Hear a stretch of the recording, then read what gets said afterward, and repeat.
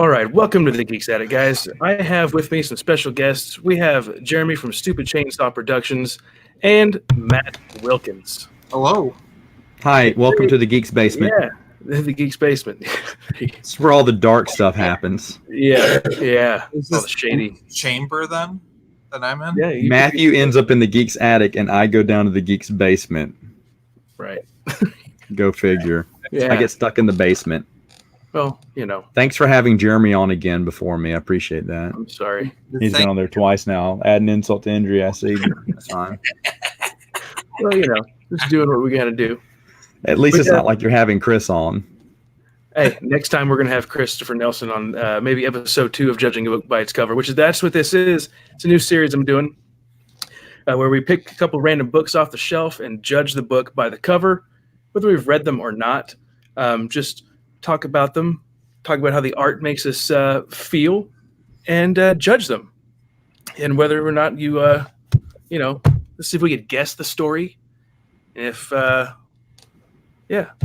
that's basically it. If we like the cover or not, if we like the story, we're going to guess how the story goes based on the cover. And then I'll read a little bit of the copy on the back of the book and see if the cover, teased any of that. It's kind of a stupid concept, but I think it might be fun. I know it'll be fun. We already have Quality Autism. He's in there. Oh, good. Thank you for joining. All right. So the first book we're going to talk about is Star Wars: The Approaching Storm. Now, I sorry I don't have a photo that I could just bring up and pull up on the screen, but that's your cover. You've got Anakin Skywalker, Obi-Wan Kenobi, and Matt. Can you tell me who the person is? Or Jeremy? What? It's Luminari. Luminari. From the Jedi Council. Okay. So, goes to show that I have not read this book yet. The artist of this cover is, I just had it here 1 second ago. It's not listed in the book. I couldn't find it. The cover artist is Boris Yeltsin. Nope. Stephen D. Anderson. That was my second guess. That was your second Kevin guess. J. Anderson's half-brother. Right. Well, Alan Dean Foster is the author, which I did not know he actually wrote other books in Star Wars. I thought he just did the novelization for the original, and then they brought him back for the new canon, the Force Awakens novelization. But it's a nice little surprise. I did not know that. There was talk of having him back once the prequels came back. Mm-hmm. And so it was only inevitable that I think that they were trying to get him to write the novelization of episode 1 or 2, but he didn't get that job. And so they gave him this book as a consolation prize. Nice little fact. I'm sorry, go ahead. Oh, you're good. A.D. Bryant, he joined in the comments. Hello, A.D. Bryant. But yeah, anyway, the cover, it's got those 3 Jedi on the cover. It looks like there's a field in the background, like a wheat field with some hills. It's actually Star Wars version of The Sound of Music. It's actually beautiful. Is it? No. It looks awful to me. We got Obi-Wan doing his little goofy stance with his lightsaber out. Get his hand out there. Yeah. The floating head there with that Luminara, you say is her name, right? Mm-hmm. Yeah. You get cloudy skies in the back. She got some blue eyes. Yeah. Those shine through. It's like a cover from 2002. If you remember, she was in Dave Filoni's Clone Wars, except she looks like she's 13 in the Clone Wars cartoon. Yeah. Oh, yeah. She and Boris look the same age. I forgot all about that. That's her apprentice. Yeah. But that's it. There's no spaceships. There's no battles. It's just Anakin in that same pose that he's in a lot of advertisements and other book covers. Straight thug in it. Yep, mugging the camera, looking pretty pissed. Jedi business. Go back to your drinks. Yeah. So I'm going to say this book sucks based off the cover, and I probably wouldn't have ever picked this book up if I wasn't collecting the entire series. So I'm guessing that there's some takeover on a planet, and Anakin and Obi-Wan have to go to this planet, and they get in some trouble, and Luminar has to come and save the day. That's my guess, just based off the cover art. Jeremy, what do you think, since you haven't read this? I'm trying not to base it off because I've read so much by Alan Dean Foster. I've not read this, but I've read This is the only Star Wars book that he's written that I have not read. I've read. Well, he's only written 2. No, he wrote 4. He wrote the original Star Wars. He wrote. Oh, well, okay. Wrote this, and he wrote Force Awakens, and I've read the other 3. Just, He wrote Force Awakens. I didn't know that. Yeah, and they didn't even know who he was when he asked to do it. That's how the story goes. Oh my goodness! Wow, It's so sad. But no. To me, there were a lot of. I have a cover similar to that in my pile, where it's just not good Photoshop to me.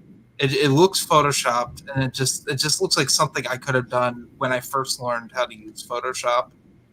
And no, not really. It seems kind of bland, kind of lazy.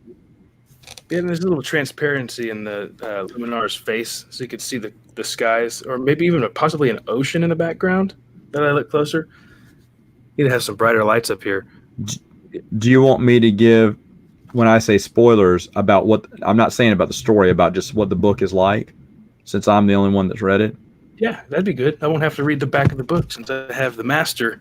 I think, I think overall what you're looking at, it was a great idea to get Alan Dean Foster back. It got a lot of people excited, me including. I was really looking forward to this. It is, and Quality Autism got it right, your run-of-the-mill Clone Wars novel. It's not a total waste of time, though, Quality. I think there is one good scene in it, and that is where they go to that alien tribe on the planet, and they're each having to prove one of their talents. Oh, yeah, you talked about that in your review of it. Yeah, and I really liked that scene. I thought it was good. Other than that, the whole conflict is forgettable. There are no big moments, and you think it would, because wasn't this the lead into episode 2?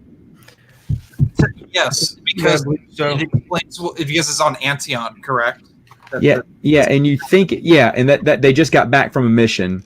This is the mission they just got back from. What Obi-Wan mentions in the movie, right? Mm-hmm. Yeah. So this is the mention of that adventure, but that adventure isn't worth mentioning, to be honest, because nothing that big happens in it.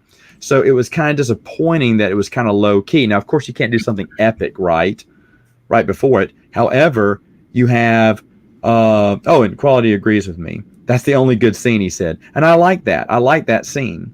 And I'm not even going to ruin the scene because I remember exactly what it was. I was thinking, oh, that's kind of neat. But the thing is, though, it's just your run-of-the-mill average thing. And after you have such a great tie-in novel called Darth Plagueis, which was the lead into episode 1, the novel, the bar was raised. The bar was raised, and Approaching Storm, is that it? Yes. Okay, Approaching Storm. Approaching Storm is one that just did not... It didn't live up to what it should have been. The hype should have been the lead into episode 2. We should have gotten this rip roaring ready. Like I said, it didn't have to be. I didn't think it'd be as good as Darth Plagueis, but I thought still it'd have some kind of impact to get us excited for episode 2. It doesn't really do that. It doesn't really show that big of a connection between Obi-Wan and Anakin. You want to see more of that, and he really missed his shot doing more with that. Maybe showing a little trouble in the water with Obi-Wan and Anakin after so many years of training. I don't know. It just didn't. It was a swing and a miss for Alan Dean Foster. Definitely not the worst thing out there. It's not the worst, but definitely run of the mill, low tier. You know. Yes. So this would be part of the Rise of the Empire era, correct? Yeah. Yes. Height of according to the Essential Reader's Companion, which if you guys don't have that, you need to get it. It's essential. It says that it's the height of the Republic, and it takes place right before the Clone Wars. Yeah, the Clone Wars. So and it came out in 2003. Which is why there was, I was interested in it because Alan Dean Foster was supposed to lead in and kind of maybe enrich the story for episode 2. That's why I was hoping, and it didn't do that. Oh, you know what, Quality, you're right. Cloak of Deception was more of an introduction to episode 1 than Darth Plagueis. You're correct. It was Cloak of Deception, which was also run-of-the-mill novel. Like the weakest James Luceno book. Yes, it is. In my opinion, yes. You're really actually right, Quality. I mean, like, it's James Luceno, but well, it's so run-of-the-mill, though. Anyway, what's your next cover? Do you want me to jump in one? Or Yeah, go ahead. Go right ahead. Oh, please go ahead. went Hold to it the up to the camera though, because you're like sitting so far away. Thank you. You did a okay. comic book? So you're oh, doing a comic book. absolutely. Yeah. What is it called? Rise of the Sith? This is an omnibus. This is Jedi Council Acts of War Okay, gotcha. from that. Oh wait, one second. One before we do that, we'll do this to all the books. If you had not decided to collect all of the books, would you have picked this up based off the cover? Based off the cover, Did you just, no. we're judging the book by the cover. No. I say no. Matt, would you have bought this book if you were not like addicted to Star Wars? I don't know. That's hard for me to separate my addiction. Would you approve this art? Would I approve that art? Is it memorable? No. No, it's totally generic. Okay. It's a generic Clone Wars. all I need to know. Not the worst. No, it is not. Which I think I might have the worst in my stack. I don't You know. do. I have a pretty bad one though. You have a good one too. Yeah. A.D. Bryant, he would not have approved either. Okay. And neither would Quality Autism. Okay. Okay, Jeremy. All right. So if I saw that, you know what I would think? I would think Hyperspace came out with a free web strip. Whoop, I would Oh, say- and he's gone. Get rid of him. Sorry, here he is. He's back. Yeah, now show it up. Show it up. Look at that. Look Get at the that glare off. Yeah. crap on there. That's pretty. Yes. Is Mace Windu's lightsaber blue? Well, they explained that in the comic series to follow. I would have thought that Hyperspace comes out with a free comic strip, web strip now. Web strips use cheap art and cheap storytelling. This is very like late '90s Dark Horse art too, because a lot. If you recall, there like Dark Horse art was like 50-50, not just with Star Wars, but with like the whole company through. And it's sad because Star Wars was their flagship title for so long. They should have kept all their best artists on it and made it pristine, but they didn't because some jokers like, "Hey, I want to draw some Star Wars." And they're like, "Okay, go. You're cheap." And it's the same with the new canon stuff too. Those comics, the art was horrid. I mean, like they're just tracing over fan art at this point. Yeah. Clips from the films. They just trace over it. Yeah. Quality Autism. My thing with this piece is it's so busy, and it is like even at the time this would have been bad cover. It's not like now where it's like, oh, it's like really dated, because you also had like this is the same era where Dark Horse had covers done by Dave Dorman, and I'm assuming everyone here knows who Dave Dorman is. And like, Beautiful. it's like, are you kidding me? Especially when this is like an episode 1 tie-in. This is one of the first series they did that with prequel characters. You'd think they'd give the time. If the Phantom Menace Adventures had good covers, the Wizards 1/2 Phantom Menace Adventure comic book. If I had that, I would have brought that with me so I could hold them up side by side, because that thing is a POS comic, but like the cover's really nice. Whereas this, the story is pretty decent. Well, I believe it's a piece of science fiction, but Yeah. I'm not allowed to swear on here. oh, but that doesn't stop you from swearing on my channel. Wow, thank you. Glad you respect Matthew more than me. Wait, Whatever. what? Since when have I sworn on your channel and you haven't put it out? I don't swear on your live stream. Okay. Matthew, I love Mary. Don't put her on your channel unless you want an R rating. Okay. Okay, so show that cover one more time. Yeah, please. This is I can puke. how many are, is it like a series of what, 5 issues or 4-issue mini? 4?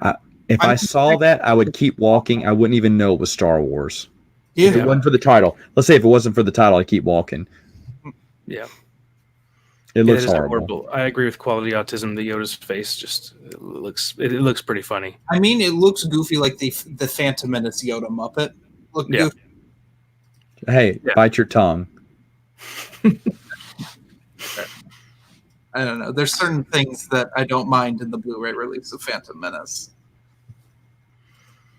Oh, that's right. They replaced him in that. I forgot about He still that. moves like the Muppet, which is really funny to look at. I just rewatched that. There was a little bit of howling of laughter when that came up. That's funny. All right. Okay. Next one, Matthew. So the next one, I'm going to bring it up here in the book. I picked out Shatterpoint. So happy you did this one. With Mace Windu and some other face there in the back. Sorry, I'm trying to get the get it up closer. You know what? For the life of me, I kind of remember who that is. It's one of the Jedi Knights, but I can't remember who now. Just looking at that, It's God. I can't remember her name right now. Oh, I know. Revenge of the Sith, and they reference her in it. She's also in the new canon. She's a big character. Well, that's because she was in the. Was she a main character in the book? Because we have. No, she's on the council. I can't remember her name right now. Would it be Nick? Okay, Nick Rostu. No. Depa Bilaba. Yes. Yes. Depa. Okay. That's what it is. But you can't tell that. It's just some creeper hiding in the underbush. But that's the point. Is like, if I'm not mistaken, that's the point of Shatterpoint. I know what planet they're on, but go ahead. Go ahead, trees. Matthew. Yeah, they're in some trees, and I can't tell if there's like a jewel next to Windu there, or if that's just part of the plants. It looks weird. I think for blowing things up, or is that? Are you talking about something? Yeah, I see explosions right there, but it's just a little something down here. I can't tell if it's like a maximize your screen so everyone can see it. Yeah, I can't tell if it's like a piece of treasure or just part of a flower or something. I don't know if they're on the hunt for something in the jungle. Maybe some droids are camped out there and they need to go take care of business. Here, hold on. But it's Mace Windu on the cover, which is cool. I don't think we have that very often. I think this might be the only cover he's on, correct? Yeah, well, it's also the only novel where he's antagonist. Here you go. Here's without your little sticker. Okay, cool. yeah, you can see it better there. Yeah, it's written by Matthew Stover. But yeah, this version, does the hardcover have the? Well, it says with a new prologue by George Lucas. Oh no, I guess the paperback does because George Lucas loved the expanded universe so much that he probably wrote that prologue because he loved the book. I mean, he'd have to. I mean, to actually write the prologue to the story. Of course. So, a lot of people say he had nothing to do with the stuff. Oh, you know what? No, I think. Oh, let me see. Hold on. Is that where he wrote the prologue to the story? I mean, like. Yep. He wrote an opening, like it's part of the story, right? Yes. Right before it goes into chapter 1. Wait a minute. He goes into the introduction. Let's hope that's in Matt's copy or he's getting the paperback edition of Shatterpoint. It says prologue, The Clone Wars by George Lucas. And what is it? Is writing this? Is telling the story? Is it a story? Or is it just talking about writing? It's a front page and a back page. For 1,000 years, the old republic prospered and grew under the wise rule of the Senate and the protection of the vulnerable Jedi Knights. Venerable Jedi Knights. Interesting. Yeah, then it goes into an introduction that says dangerously sane. And then it goes Yes, I have that. Chapter 1. Cool. Men in the Jungle. In the jungle. Okay, so looking at that cover, Matthew, what would you think? I think they're going into a jungle to either, like, there's like a droid army, because it is in the Clone Wars era. It says a Clone Wars novel. Probably some droid base there they need to take out. And that, or that's all I've got. It's kind of a boring cover to me. I mean, I like that Mace Windu's on there. I think that's pretty cool. He was an awesome Jedi that we really didn't get that much of in the story of Star Wars. I mean, in the films anyway.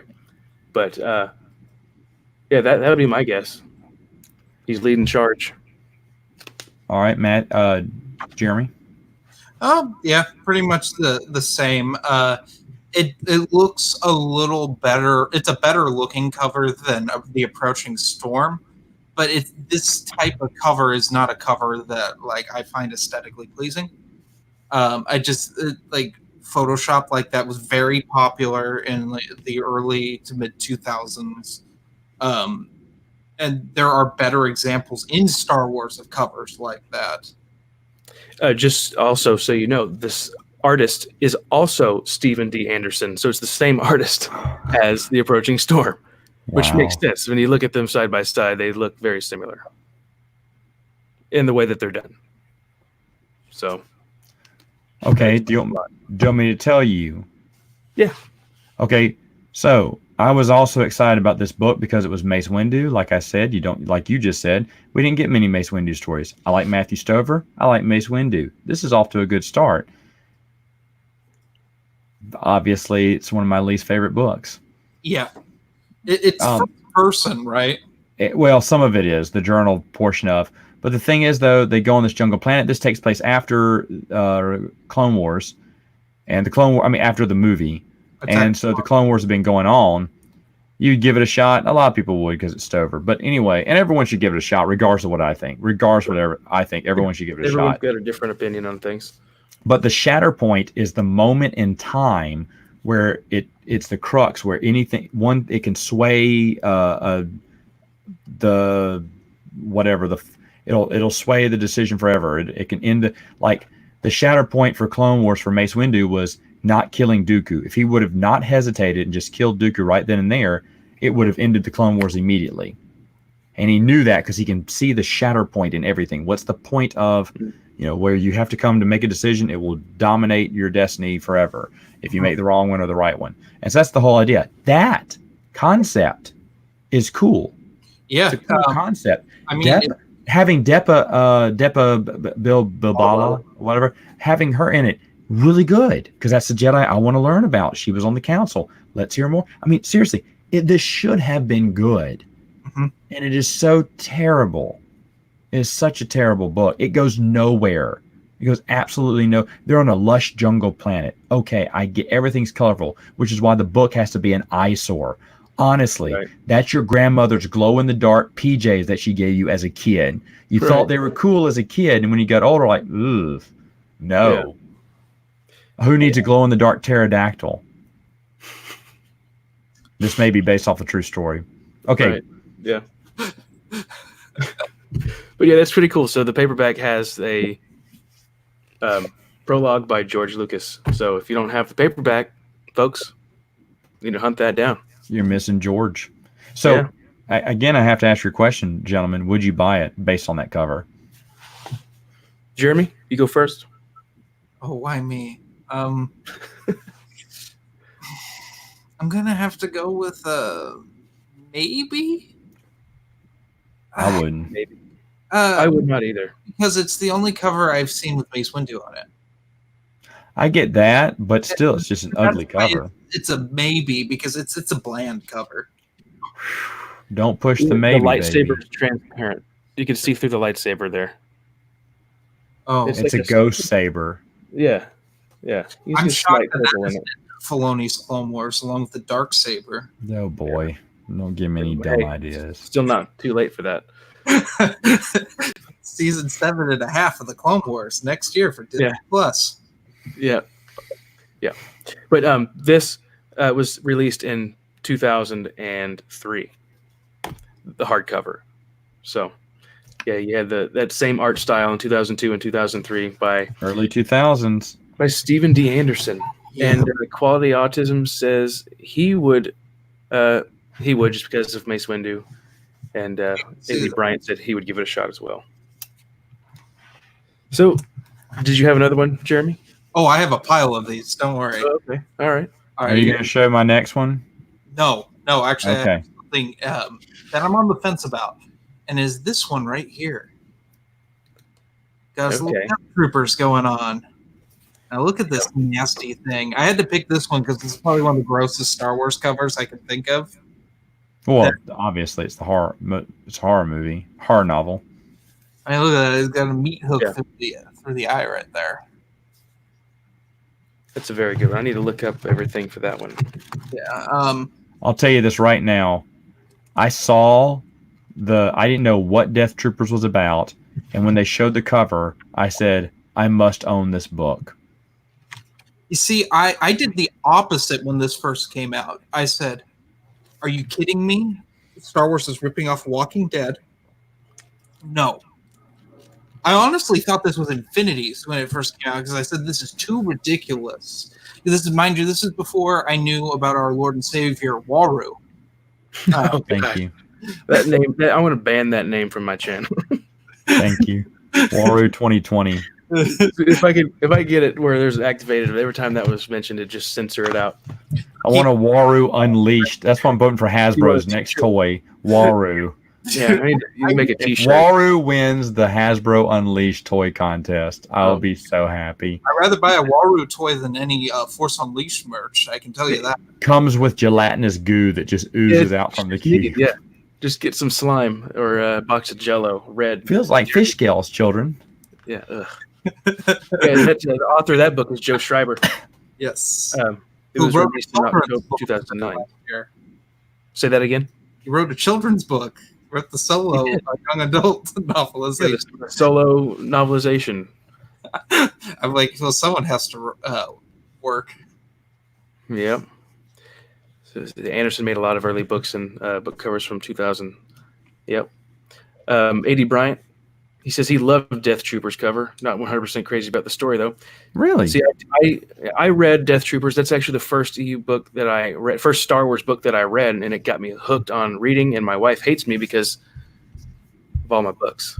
So, yeah, I bought this book because of the cover. You see, I got talked into this by, I can't even remember who, but this was the first audiobook I ever listened to that was Star Wars. Huh. This audiobook is one of the best. Like, it is the full, when we talk about like a Star Wars audio experience, this is one of the best of the EU. It is freaky. It's a whole experience. I remember I listened to the whole thing. It's like an 8-hour audiobook.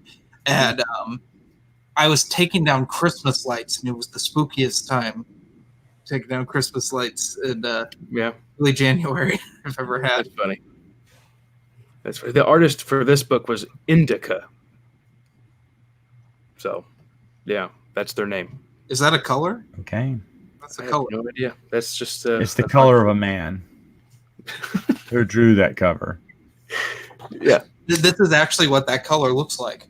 Yeah. See, I love how the text has the blood dripping over it, too. I love everything about that. I like the neck entrails. I'll say that. Like, look at that. That's delicious. It's disgusting. It's like a rated R book based, just because of the gore. It was great. Brian listened to the audiobook as well. He agreed it's pretty creepy to listen to. I did listen to this one audiobook too after I read it a couple years afterwards. I need to revisit this book, and I listened to the audiobook, and it was pretty awesome. It was creepy, for sure. Now, I have to say, Red Harvest's audiobook is unbearable. The guy who does the narration is just terrible. I have to say the novel is unbearable too. Yeah, the novel's pretty bad.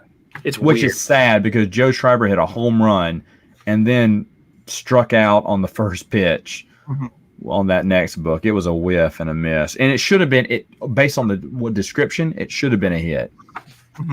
Yeah. I mean, it is to me one of the, not this book, the Red Harvest. Red Harvest is one of the weirdest Star Wars books that I think exists. It's awful. I mean, it's got a weird fantasy type element too. Yeah, well, that's it's like if J.J. Abrams was to write a novel, it'd be over the top and campy, and that's exactly what this one is. It's like I know what you did last summer, but with Sith, the Sith Academy, it's that bad late '90s feeling, sort of like. I know. Yeah, and there's like a magical flower in that book too. Yeah. Well, I don't mind. It should have been called "I Know What You Did Last Red Harvest." Red Harvest.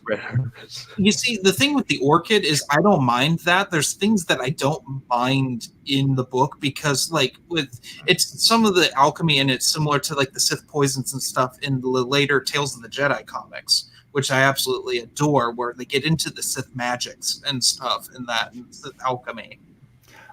And I remember James Hickey making that point a long time ago to me. He said, "Well, Matt, that's the only book that has Sith alchemy in it." And I was like, "True, that's good. I do like that point, but it still doesn't save the novel." Yeah, no, that's what makes it more frustrating to me, is that it's just these terrible characters, and so traces the protagonist, and she's just useless. You don't care about any of them. She gets like thrown around and stuff, and I'm like, why am I supposed to relate to this person? I guess because she's the only good guy. I guess. Yeah.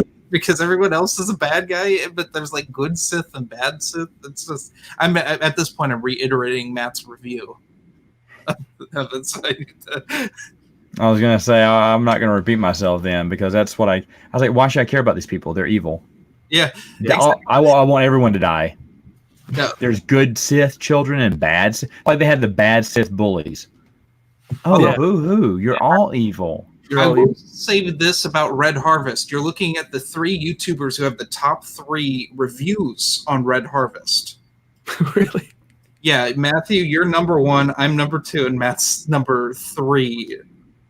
Red Harvest is my number 1 review for the channel, and I'm not entirely sure why. I don't think it's that good of a review. It's weird.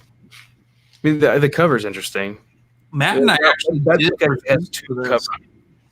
Available. Yeah. The other one, there's the Red Harvest has the. We'll talk about that more in another. Too. Yeah. So. Yes. But Death Troopers. What I like about that book too is the nice little twist in there, which I don't want to talk about too much because if people haven't read it, they need to. Yes. And, which it was funny because I posted a review on Death Troopers not too long ago, and I like to keep my stuff spoiler free. And on Facebook, someone had said this guy, his review is okay, but so and so was something the entire time, and I'm like, stop. Thanks, but I try to keep everything spoiler free for those who haven't seen it. You jerk. Yeah, it was like this. It was my review is half decent. And then he said some spoiler stuff. I was like, well, I like to keep my half-decent reviews spoiler-free. So, I really enjoyed that book. And that's the book that got me hooked on the expanded universe. So it's definitely recommended, in my opinion. Yeah, I would. I like just solely on the cover. Like now, I'd be like, yeah, let's go for this. This is different. This is fresh and unique. And yes, Chris, Red Harvest paperback cover is significantly better than the hardcover. The hardcover is very lazy looking. Hello, Christopher. Official rave. Hey everyone. Hey, Christopher. Guess what? Matthew finally had me on, but I guess your invitation got lost in the mail. I plan on having him. I'm gonna get him. It's okay. I don't need to hear excuses. Go ahead. You're just making it sound worse. He was gonna have you on, Chris, but then something came up called Jeremy again. Dude, how insulting is that, huh? My sex appeal just adds to the views for this. First of all, so yeah. Official Raise Blitz has good news, amazing news from amazing Matt. News. Do you want to hear it, Matt? Well, let's see. I guess I will. He's currently in the process of writing a fan novel adaptation of Jedi Outcast, essentially adapting the video game. That's really cool. Fine. Yeah. Right on. Yeah. Well, before I move on to my next book, you said you had another? You had a couple more? Oh, dude, let's just go. We'll just go back and forth. Okay. Hey, Hurtado, how's it going? See, Matt, I don't know how to say his first name. Jeremy was here when this guy was hanging out with us. Juanchito? See, that's what I did. I'm horrible with names, so I just call him Hurtado. Good old Juanchito there. Juanchito Hurtado. Christopher says, Matthew judged me by my cover and didn't think I was worth being on camera. I plan on getting you on here. I want to do another one of these with you as well. Wow. Chris, what's it like being alone? What's it like? What's it like being sitting on the bench when everyone else goes out to play on the field? That's what I want to know. I saved the best for last. Wow. I'm just kidding. Wow. I plan on getting him on here. I gotta sprinkle you guys out. So we'll go back to official Rave Blitz real quick. Jedi Outcast never got an official adaptation, so I decided to take the liberty of doing so. I'm also going to attempt to tie in some of the larger EU, and I'm going to try to do a lot of research. Sounds like a lot of fun. Yeah. If there's any tips, well, just research the era that you're working in. Don't try too hard to connect everything. Yeah. Make a connection. Make sure it makes sense. Mm-hmm. And I've been working on writing myself, and the problem that I have is not doing it every day. So do it every day. That's the other thing. If you pick it up and then you drop it for a while, it's hard to pick it back up. Yep. Because you'll forget where you are. Yeah, that's a good tip, actually. Yeah. See, yeah, keep notes too. How to tie it into continuity. Just Well, you don't force anything. right. When little you're nuggets reading, here and there. That's when you can think about it and make it tie together. That's you look at Ryder Wenham and his story about how he connects things. Nothing he does is forced. Mhm. Sure, he has ideas because he reads the EU like you and I, and he goes, "Huh, that's a disconnect. That's a disconnect. How can I reconnect this, or how can I retcon this to make it all make sense?" And so he starts coming up with ideas in his head. And he says, "This is the perfect story that I could tie all together like this." I'm not that creative. Rich Hanley is. Joe Bongiorno is. I mean, you heard Joe on my podcast talk about it. Like he can sew things together, man. That's what he does. I can't wait to have Rich Hanley on too, because he can do the same thing. He does the same thing when I talk to him, and as does Ryder. They're just all. I just say they're just brilliant people who just know how to connect dots where I wouldn't be able to see it. I know I said Matthew that you could go, but this one ties into what we're talking about. Can I put it up there? I got Jedi Knight. I got to throw a Dave Dorman cover in there. That's beautiful. Which, by the way, this is the only one of the Dark Forces books that he did the interior art for. Which I might just throw some of the art up here on the screen. Yeah. Good. There are some gorgeous pieces in here. What time period is this? This is post Jedi, but not very post Jedi. I think. Bring it closer. That's a good picture. That is. I love these books, by the way. William C. Ditz did a fantastic job. That's a good one. He's a good guy. That's pretty cool. We need to escape from goo is what we need. Say that one more time. We need Escape from Dagu to be released. I'm just saying. Oh yeah, me too. I'd love to see it. It's pretty cool art style. Yeah. He did a lot of the comic book covers back in the day, like Crimson Empire was one. But unfortunately, Crimson Empire has been reprinted yet by Marvel, so I'm just waiting for that. Well, surely they plan to, right? Yeah, I mean, they just reprinted the Thrawn trilogy comic adaptations. They've done all of Rogue Squadron. They're working their way through. I'm just waiting for Crimson Empire and Jedi Academy Leviathan to be reprinted. Those are like my big two that I want post-Jedi. I mean, Tales of the Jedi is number one in my heart that needs to be reprinted, and they need to get on that crap. But, Yep. I actually saw. I don't know. Go on. That book that you held up. There's a couple of those hardcovers that look pretty similar, right? Yeah, they're. It's a trilogy of. Okay. They're Dark Horse graphic novels, I think is what they're technically considered. They're basically novels with beautiful paintings in them, and it was Matt, wasn't it Bantam did the cease and assist on that? Say what? It wasn't it Bantam said no, you can't be doing that sort of thing. Dark Horse when they released. Well, it was a fine line, and I think Bantam questioned whether Dark Horse could do that or not. But it is a graphic novel. They got away with it because they added the art in there, and it was a way to skim around the issue. But I think they were going to continue to do it because, as you know, there was another book called Lightsider from Tom Veitch that was supposed to come out with Dave Dorman's art, same style, but didn't. So Dark Horse was still doing it, but that's how they got around it, by saying, no, there's art in here. And that's why the book has beautiful art in it. But it had to have that if it was going to be counted as a graphic novel, so to speak. Yeah, I love them. I love the format of them. They're basically novellas, and they're short and sweet and to the point, which is what a video game adaptation novel should be if it's following the video game. Cough, cough. Force Unleashed should have. Cough, cough.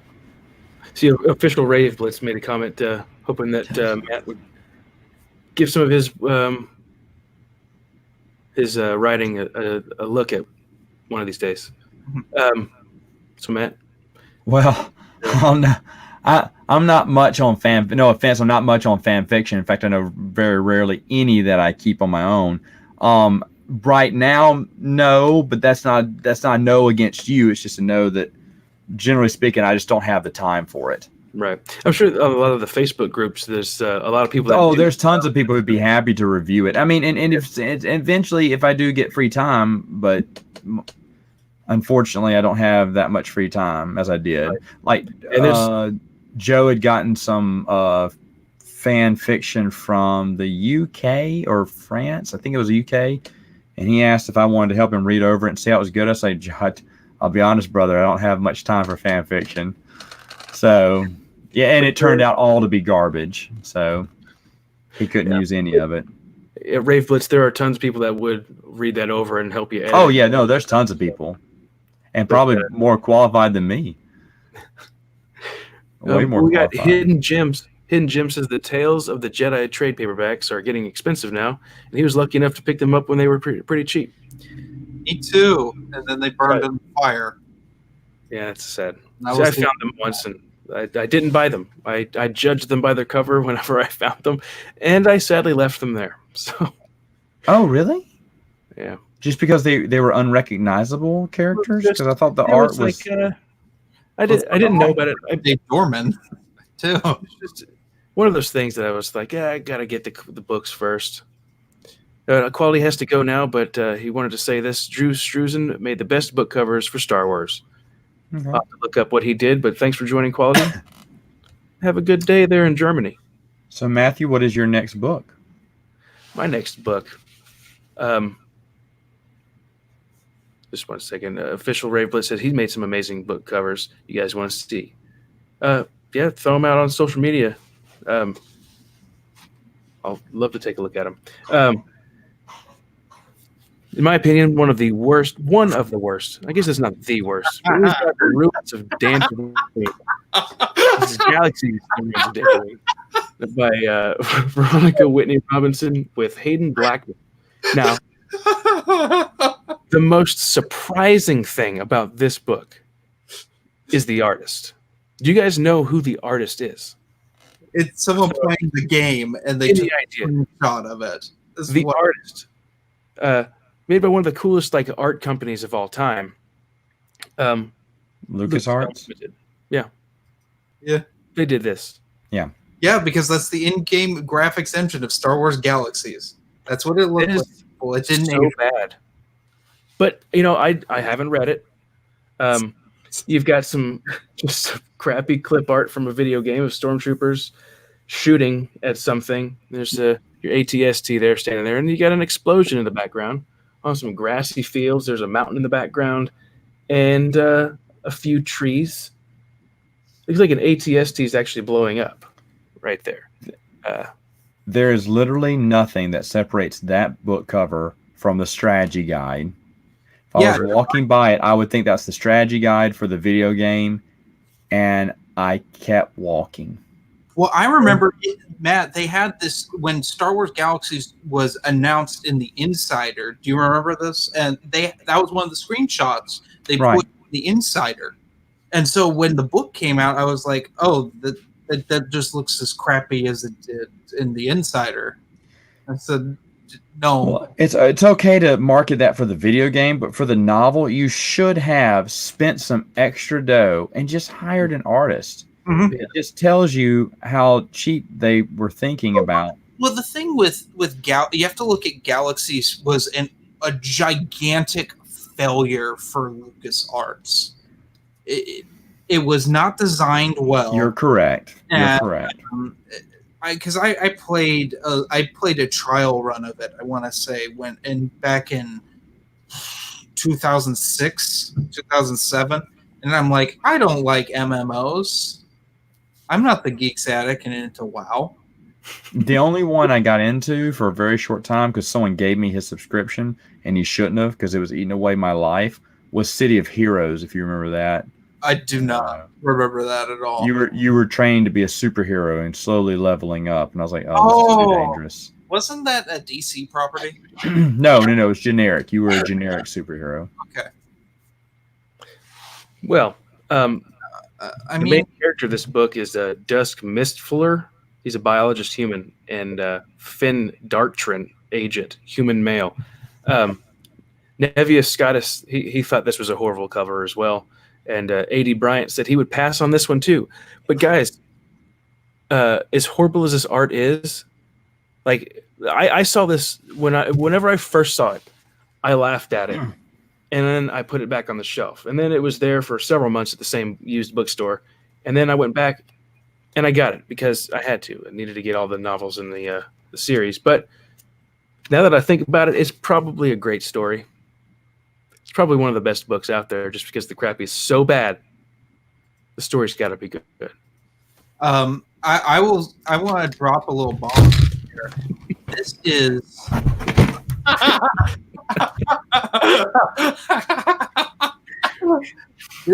so I want to drop that this was one of two books that I didn't own before the fire happened. Yeah. This was one of the first books I bought when I started collecting again because I bought it for 40 cents. A good deal. Not even 50 cents. 40 cents. The opinion that this book is probably awesome drove Matt Wilkins, not me. Now known as the Geeks Basement. Dude, I should have changed my name to like the Geeks Chamber of Passion or something like that. Yeah, Hidden Gems. Hello, Matt just noped out of there. Yep, he done RUNNFOFT. Hurtado, I like more. Hurtado says I like the actual covers with the real art in them, though I think it was cheap just to put out character faces facing something with different colors. It became iconic. It's a joke cover. Now, you know how you fix this cover, Matthew. You need to have the Galaxies thing on there because that's like what LucasArts wants. You keep that stupid logo on there, but you put some nice like I don't know. At the time they probably would have put one of those terrible covers like Shatterpoint or The Approaching Storm on there. But that would, in all honesty, that would have been better than what we got on there. Yeah. It is horrible. It's that early 90s type video game, which the actual year for this book was January 2004. So that's interesting. In January 2004. Do you remember when Galaxies died? No, I never played any of the Star Wars games that were like this. Well, there's only two of them. The other one's the Old Republic, and that's still a thing. It was basically they gave up on it after a while. It was a freaking mess. And they came out with BioWare came out with the Old Republic, and then they just shut down the servers like immediately. Yeah, that's horrible. It's sad. This was in the era when LucasArts was like dying. I mean, this is when Old Republic came out. I think the only other thing that had come out that time that was even popular was Star Wars Connect. Yeah. Which is really awful. When you have a dance simulator with Han Solo coming out of the carbon freezing chamber dancing I'm Han Solo. I mean, like, that's a hit right there. or ruining pod racing with motion control, or ruining lightsaber combat with motion controls. It's just unbearable. Yeah. So Mad Mashad said Matt went out like, all right, I'm gonna head out. And Hidden Gems, I wanted to play Galaxies so bad. It was bad. It was just never good. So here's the thing. You crap on Approaching Storm, but that has got to be the worst book cover. It is the worst book cover in Star Wars history. It's the laziest. I mean, seriously. I mean, I bought it because it's Star Wars, but at first I didn't know what it was. You can't tell with that crappy cover. And if now today you think, oh, they probably didn't care enough, and they obviously didn't. They didn't want to pay an artist. Mm-hmm. They said, let's screenshot the game and let's just print it and let's make some money, baby. Because Galaxies is going to be huge. And this tie-in, I was happy they made a tie-in. I'm always happy to see tie-in novels of video games. I don't even play the video game. I'm very excited to see it. But that is laziness. Even like the title, it's like the word "the Ruins of Dantooine." You think it'd be like "the Ruins of Dantooine," something like that. Be more creative with it. It looks so bad. Because that ATST looks like hot steaming trash, and they had to cover up part of it. Yeah, and this red textured background is like that Windows clip art that they had. Yeah, it's so bad. I can't wait till book 2 of Witch's Fire gets misprinted with the Ruins of Dantooine cover. Yeah.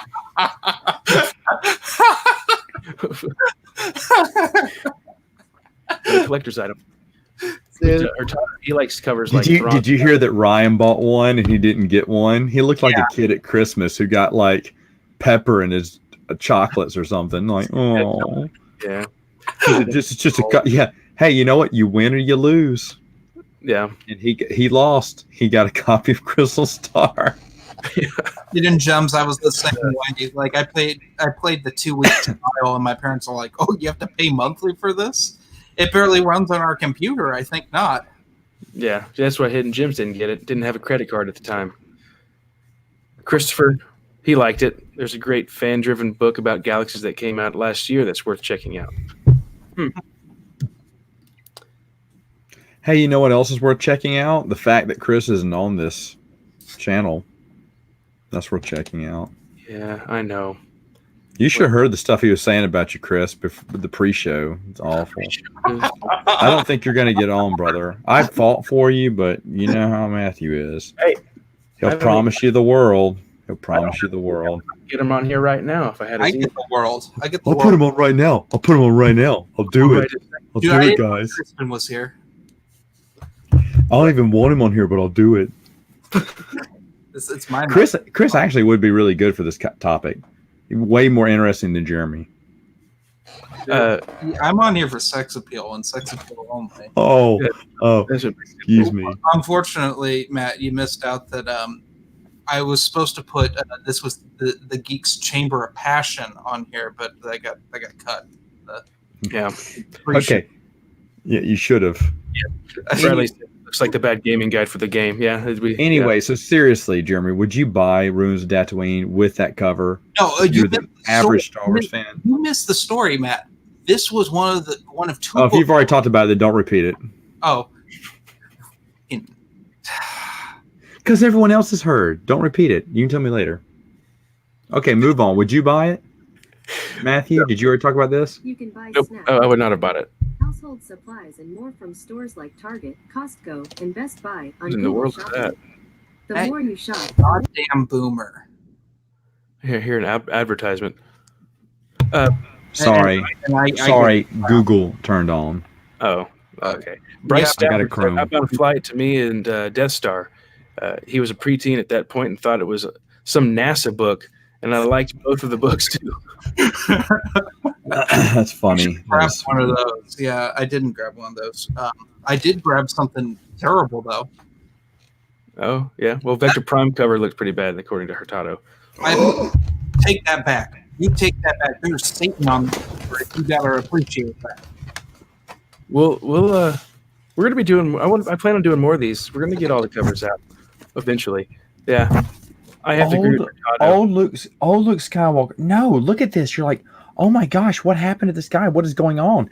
And we find out it's the Vong, and that is a scary little. It's like a human. It's a human like and everything, but you're like, what was that? I mean, I was freaked out. I was like, what is that? What's going on? Looks like an older Luke too. You're like, oh my gosh. I don't know. This was wrapped in mystery. I mean, you look on the back. There's an X-wing going down in flames. What's going on here? Oh my gosh. Hey Matt, I'm gonna make that big. You go show that cover again and the back cover too. Okay, yeah, here we go. This is the money shot right here. Ugh. I don't like the little things coming off its face and head. That's no Minar. Oh, is it? I believe so, isn't it? I Would don't. he be the main Dude, villain? I haven't read Vector Prime in like 15 years. I believe that's no Minar. Anyway, look at that. Oh, tight. An X-wing going down in flames. What is going on here? What are these things? Oh no! What is this? It's a new threat. It's what's it called? It's Omnipresent. no, not omnipresent. It's foreboding. It's I can't remember the name right now. I can't think of the name right now. Doom? Say what? Impending doom. Yeah, I don't know, but it just oh man, I don't know. I like it. I guess it's not for everyone. Matt, I should have grabbed some new Jedi Order covers, but I didn't think of it. They've all got a style of art. I'll be honest, it's a style of art. Dude, It's not the best, but I enjoyed it.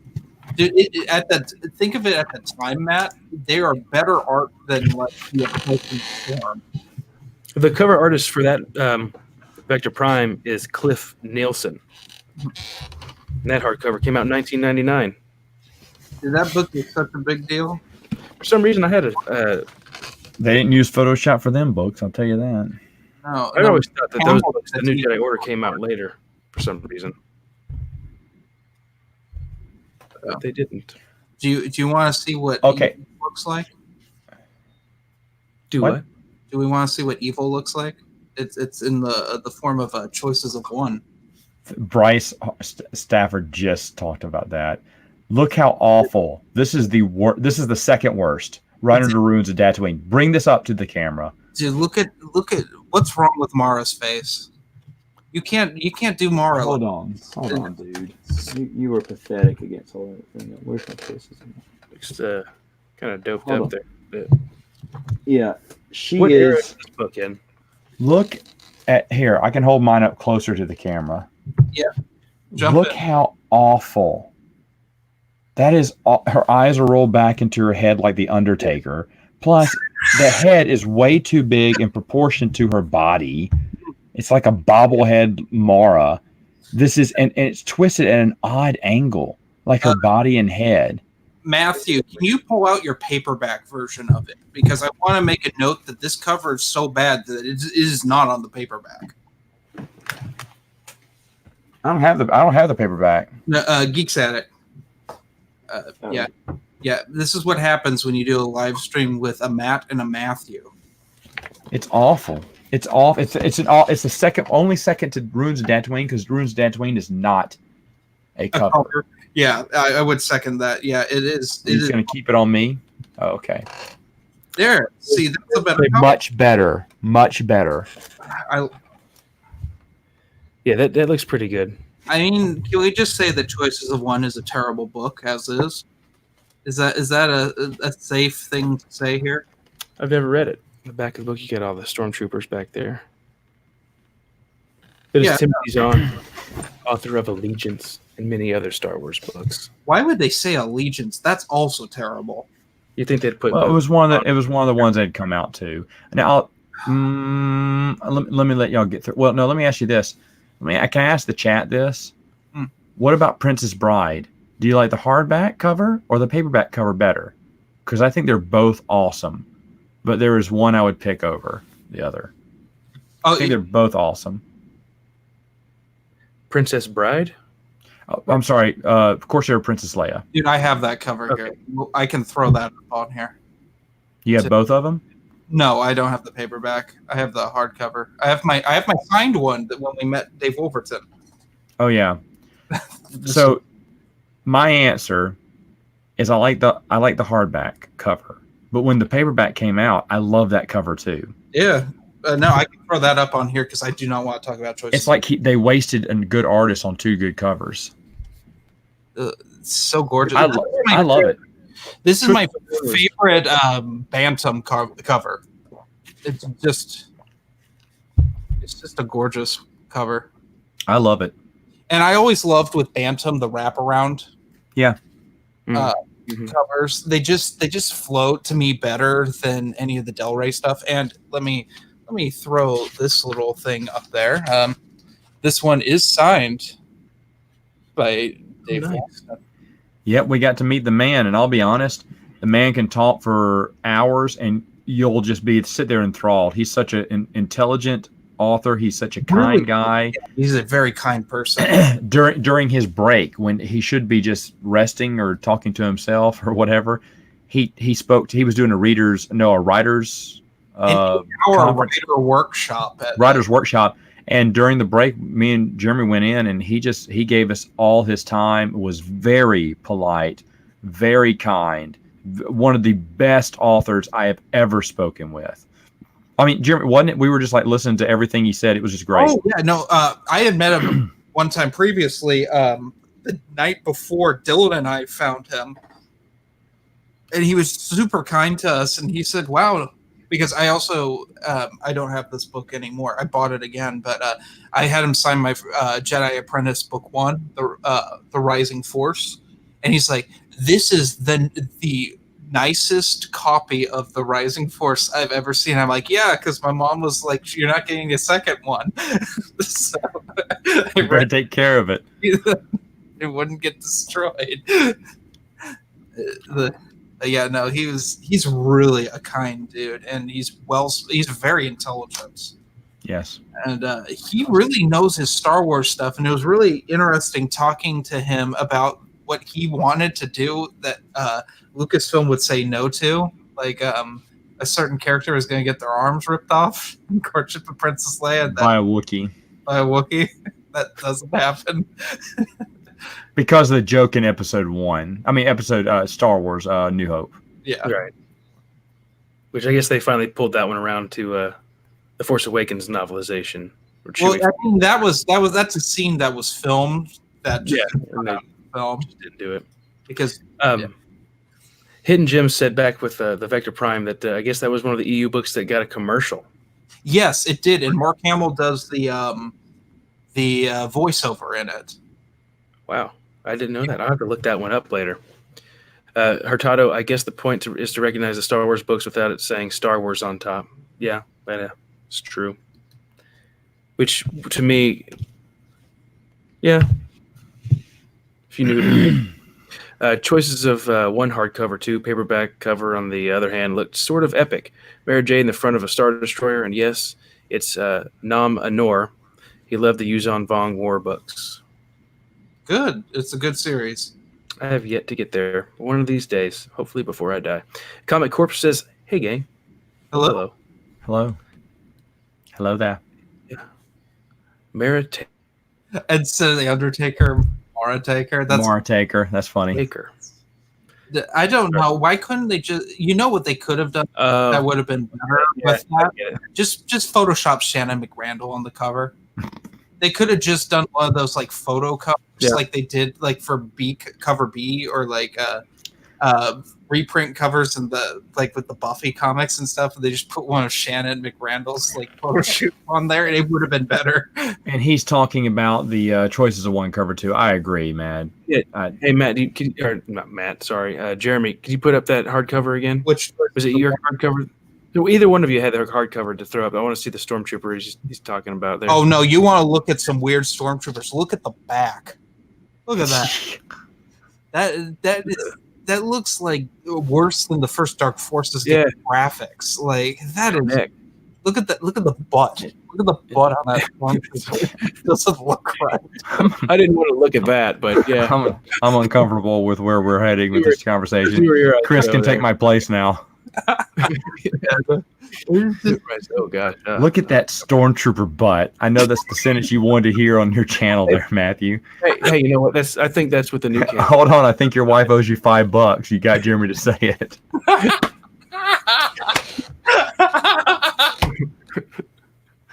Hurtado, I left Allegiance halfway through it. It was kind of boring. Now you've risen in sell prices there. Stormtrooper worked out hard for that cover. Yeah. Dude, that is something in Chuck Wendig's next fanfic book, since they can't write for Lucasfilm anymore. It's just going to be Stormtrooper butts, wibbly wobbly Stormtrooper butt. Sorry, I was going through some of these past comments that didn't get to. You know what's cool art? I think Matthew, you have these.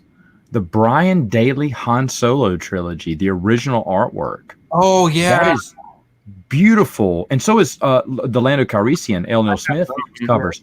Those are beautiful. Yes, they're they are beautiful. Now they're dated, early '80s. You know when it came out, but really good. Was it early '80s when those came out? Yes, late '70s, early '80s. Yeah, they were great. They look great. I love those covers. Yeah. I'd bring them up a show, but they're all. I have them downstairs. I have them. They're in my. I keep those in my closet in a box. I want them to stay nice and not get ripped up by a kid or something. Get in the bookshelf. Hold on. Bryce Stafford said a lazy cover was Knight Errant Tales of the Empire because why have Boba on the cover if he's not featured in one tale? And the New Jedi Order Agents of Chaos. Here we go, Matt. Let me bring you up front. That's my favorite of any of that era. That is just nice. It looks spooky. And this is the one I see. I just look at Chewbacca. He's so well done. And I love the orange too. That's pretty cool. Yes. It is very 70s. What a great cover. And then Star's End isn't the best, but Star's End, that just screams classic Star Wars. It is classic Star Wars though, but it's just so pretty. Did you pull those Lando ones? Yeah, I need to get the paperback of the third one since I just want that art because the first two came out in hardback. But let me show you those first. I need to get the third one as well because I do own those. Let me show you these first two. Oh my goodness, just beautiful, beautiful, beautiful. I love that. And then the Flame Wind of Ocean. Oh, it's so nice. Did you know that? That is a fantastic cover. Yeah. Look at Lando in his majesty. It is just. Oh, good gravy almighty. And the Thorn, the Star Cave of Thumbaka is a great cover as well. TheGeeksAttic, did you know that Mind Harp of Sharu is referenced in the Solo movie?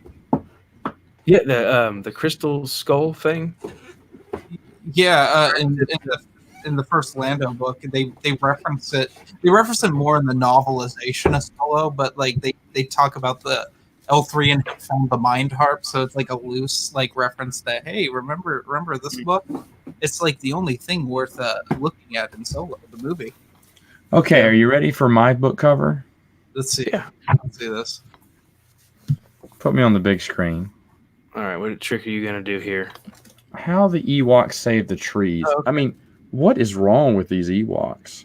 Dude, those Ewoks took LSD. They're not the cartoon Ewoks. They're not Return of the Jedi Ewoks. They're just weird looking. They look like another sort of like 80s type cartoon characters. They look like rats. Like that's a rodent face. That's not an Ewok face. That's a straight rat face, if I've ever seen one. It's where they got the idea for porgs.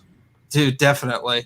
And then those Ewoks look like they dropped some acid and they were trying to rainbow. Exactly what they look like. This comment's for Jeremy's little that Stormy was thick. Yeah, I put a Q in there too with the thick. Well, it could be your new channel name. Stormtrooper Butts. Stormtrooper Butts. All right, guys. Today we're gonna look at some Stormtrooper Butts. Maybe we'll get E.K. Johnston on there with me. And I would just talk about. And then if you could just edit in a clip of Dave Filoni going, "I like that cover." Yeah, you're great. Yeah. Mike, go ahead. What's next? Star Wars on my. Okay, Jeremy, do you have any more? I got two more. If we really want to jump in, that's up to Matt. Matthew, we can save them for next time. That'd be good. You want to? Yeah, we could do that. Do you have any non-Star Wars books on your desk or anywhere near you that you have picked up based off the cover that you would like to show people and recommend? Just give me a minute. There's a cover from my childhood that I finally picked up. Oh yeah. Okay. Would you go get that? So I recently got a new book that has a great cover. The book isn't even out yet. It looks nice and pretty, but I dread reading it. I'm not really looking forward to it. It would be Star Wars: The Queen's Peril. More like The Reader's Peril. It's coming out in June. Nice painting. It is paint job, I believe. So I need to preface this by saying that I am a big fan of Alien books and the Alien stuff. But current Alien covers kind of look like these, where they're cool, but they're kind of modern looking. Mm-hmm. Here, let me bring you back up full screen there so you can share those covers. So we got these. They're not bad. They're just not very inspired. But I love the original novelization cover. That's the movie poster, but look at this. This thing haunted my childhood. I'd see this in used bookstores all the time.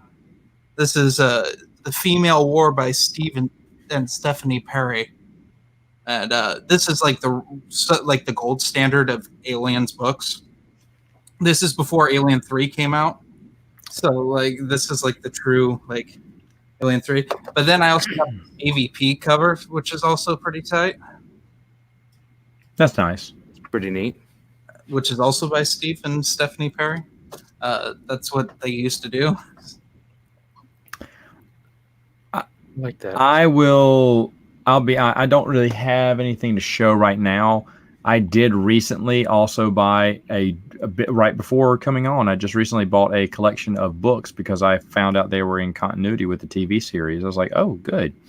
It's very, very rarely does that happen. Yet this one didn't have that many. I think I had 10 books to the TV show. And I was like, oh, I love the TV show. I was talking about it just the other day with a buddy of mine. I was thinking, were those books in canon with, because I always have to ask that question, because things like Stargate, the books aren't in canon with the TV show, which is sad. With the movie, right? No, they're just random stories, but they go against regular. They came out during the show, and then they got retconned or whatever. I don't know. They went in conflict with some things during the show, so they're not in canon, which I was very disappointed on. But Highlander, the TV show, I could have told you that.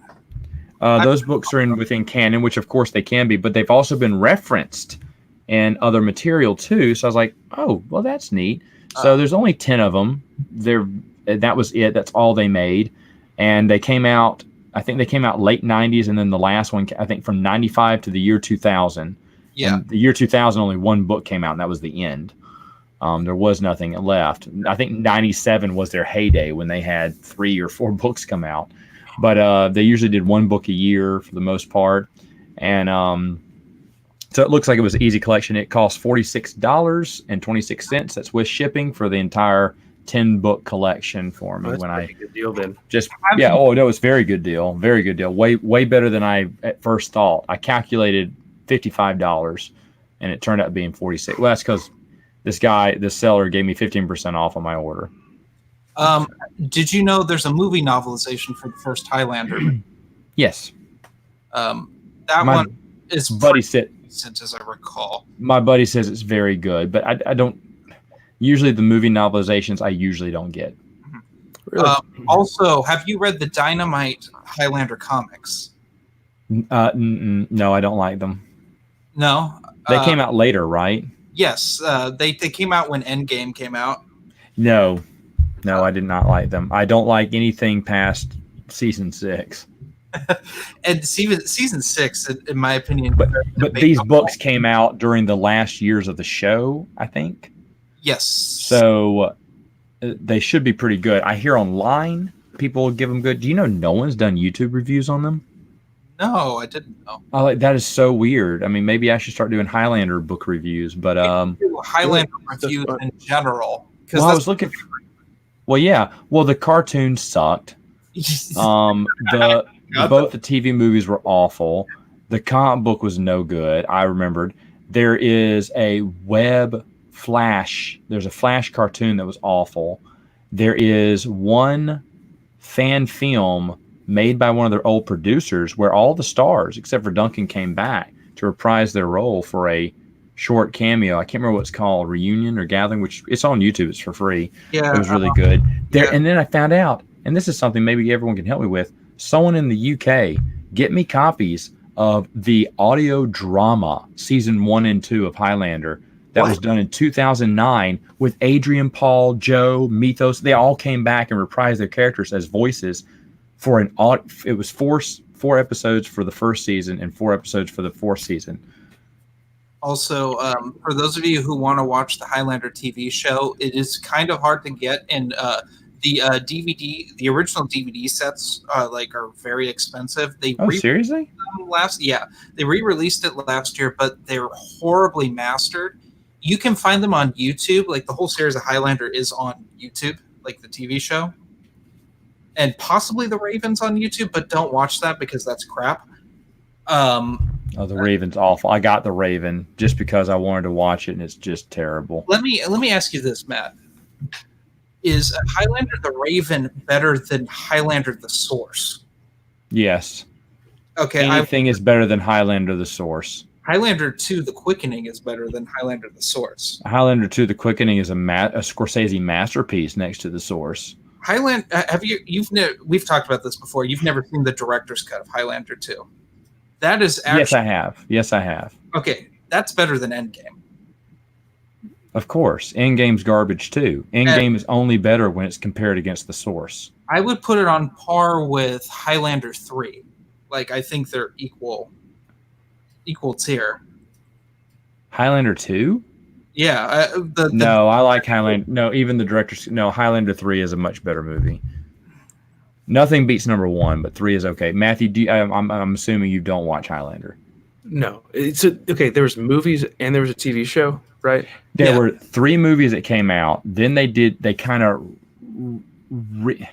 This is really weird. They retconned the ending of the movie to say that wasn't the end of the game, and here's the TV show. And we accepted it because the TV show was so good. Mm-hmm. But then Connor McLeod got woven into that mythology too. He was in the very first episode of the TV show, but he also came back for the movie Endgame. You're like, yes, this is going to be awesome. And it's horrible for many reasons because whoever wrote the movie didn't watch a single episode of the TV show. Yeah. And it showed. It was so different than the TV show. Character is ruined in Endgame. The Watchers are the exact opposite of what Joe would ever have them be. Oh, God, the whole big deal about Duncan MacLeod is he's cursed. He will never get married. That's the big storyline in the TV show. So in the movie, he did get married just for one night. Though no, he doesn't get married at all. But the thing is, though, they always try to break all these rules. And then the thing about the Source, one cool thing about the Source, the villain, if you remember, Matthew, they have to chop off their head. Yeah, they're kill the immortal. So you have to chop off the head. That's the only way you can do it. Okay, well, guess what? And I love this at the beginning. The Source starts off really good because there's this villain killing people. And why can't he die? Because he has an iron neck brace he wears. And I was like, why hasn't anyone thought of it? I said, that is super smart. And so they're hitting him in the neck. He's laughing and he's chopping people down. He's a big, he's a big, strong man. But he has that metal neck piece. You're like, that is super smart. Why hasn't anyone thought about it? I mean, I was like, oh my gosh, it's great. And of course, how Duncan kills him is really unique too. It's really good. But then the Source kicks everyone in the gonads when at the very end, when it tells you, it just screws up Highlander mythology. It gives you a big FU to Highlander fans. I think every Highlander fan felt that way too. I mean, it was the most offensive since in the theatrical version of 2, they said they were aliens from the planet Zeiss. Yeah, but this one's even worse though. This one's even worse. Yeah. I will accept Highlander 2 above the Source. The Source is like, we're going to... The Source was a Sci-Fi Channel original movie, Matthew. I was super excited to see it too. I remember the night it came out because I was telling all my friends, we got to watch it. It's going to be great. I was super excited about this. I said anything's got to be better than Endgame. I have a question about this stuff but I want to run through some of these comments. I'm sorry, we didn't mean to hijack the conversation. You're fine. Hurtado said about the Kenobi cover. He said it was simple. It just seemed a little bit boring to him, but it was fine. Yeah, I like that cover. But, I agree with that, but I do like. I think the cover's okay. I liked the book. I did like how simple it was, and the painting of Kenobi looked pretty good. Mashad says everyone having the individual Han and Solo and Lando books and looking at those beautiful covers while he's stuck with collecting the Legends collections. Those are cool covers too. They're very simple, but I like them. Well, to be honest, Brian Daly's Barnes & Noble, didn't they come up with that 3-in-1 hardback edition? AC Crispin. Oh, that was AC Crispin's. Yeah. Never mind then. Well, still, that's nice too, but go ahead. We got Hidden Gems. He says the original AVP books have really great covers and are great books. Yes, they are. They're significantly better than those awful movies. Hurtado says Stephen King's covers look like everything but horror. Yeah, it is unpopular opinion. I think that's the point. Yeah, I would second that. It also depends. There's different eras of Stephen King covers too, which is really interesting if you collect the Dark Tower, because that went from like this late 70s to late 2000s. So the era, it's interesting to pick up a first edition of each book and just look at the different styles. I would recommend it sometime. See, Machado says, it depends on the story. Talking to Hurtado. Hidden Gems, there was going to be Highlander video game in a few years ago that looked awesome, but it was sadly canceled. Sad times. Yeah. Hurtado, it does, but I've seen like 5 or 10 that were boring. He's talking about the episodes. We got Jeff, who says there could be only one, and I guess the girlfriends looked pretty great there in the TV series. Oh yeah. See, I never watched it. You should. See, and you gain that person's knowledge when you behead someone. Oh, this is interesting. See, I've never watched this, but I want to ask some questions about that show here in a second. Highlander 1 is great. 2 is so bad it's good, and 3 is decent. Haven't watched anything past that. Don't save yourself the trouble. Don't watch. See, Machado. He's also lost the Highlander discussion, as am I. And Bruce. So you guys heard they delayed the Kenobi series. Thanks, Kathleen. That doesn't surprise me. Oh But yeah. Okay, Highlander. Is it? Oh, Hidden Gems. I was on mute the whole time. Hidden Gems. You should watch the TV series. Mm-hmm. So, I think the TV series is really good. The TV series is better than Season 1 is a little slow, but it picks up in Season 2 is awesome. Season 3, even better. Season 4, it hits its stride, the highest it will ever get. And Season 5 is some of the best episodes you'll ever see. And Season 6, it drops off, but that's because Duncan hurt himself. The actor hurt himself, and it did a half season, and it's not that good. But it's not their fault completely. You know what else is the Highlander thing? Watch an old video on Matt Wilkins' channel where he talks to Adrian Paul. If I'm not mistaken, that's on your channel, right? Is it? I think it is. Did we put? It's been years. I think because it was either I saw it on your channel. You showed me when I went to your house. Okay. I thought I had that unlisted, but maybe I put it up public. Anyway, we're getting back into the Highlander conversation there. But yeah, I hijacked a Comic-Con one time, grabbed the mic, and we talked forever. And it's funny because the guy keeps grabbing for the mic, and while he's about to grab it, I don't see him. I pull the mic away. It's like a comedy routine. It's great. And then he finally just wrests it from my hands. Hurtado's out. It says he thinks that it's on Hulu. We'll have to check it out. See, I have no idea what the show is. Is this the show that like ties into that Xena Warrior Princess show? No, that's Hercules. How dare you? Okay, for some reason, I'd seen those books at the used bookstore that looked like that was a fantasy. As to the Highlanders, like a sci-fi. It's sci-fi fantasy. It's like a hybrid of the two. The only one that's to me is super sci-fi, Highlander 2: The Quickening, is very sci-fi because like it's like realistic post-apocalyptic Actually, I take that back. The source is also post-apocalyptic nonsense too.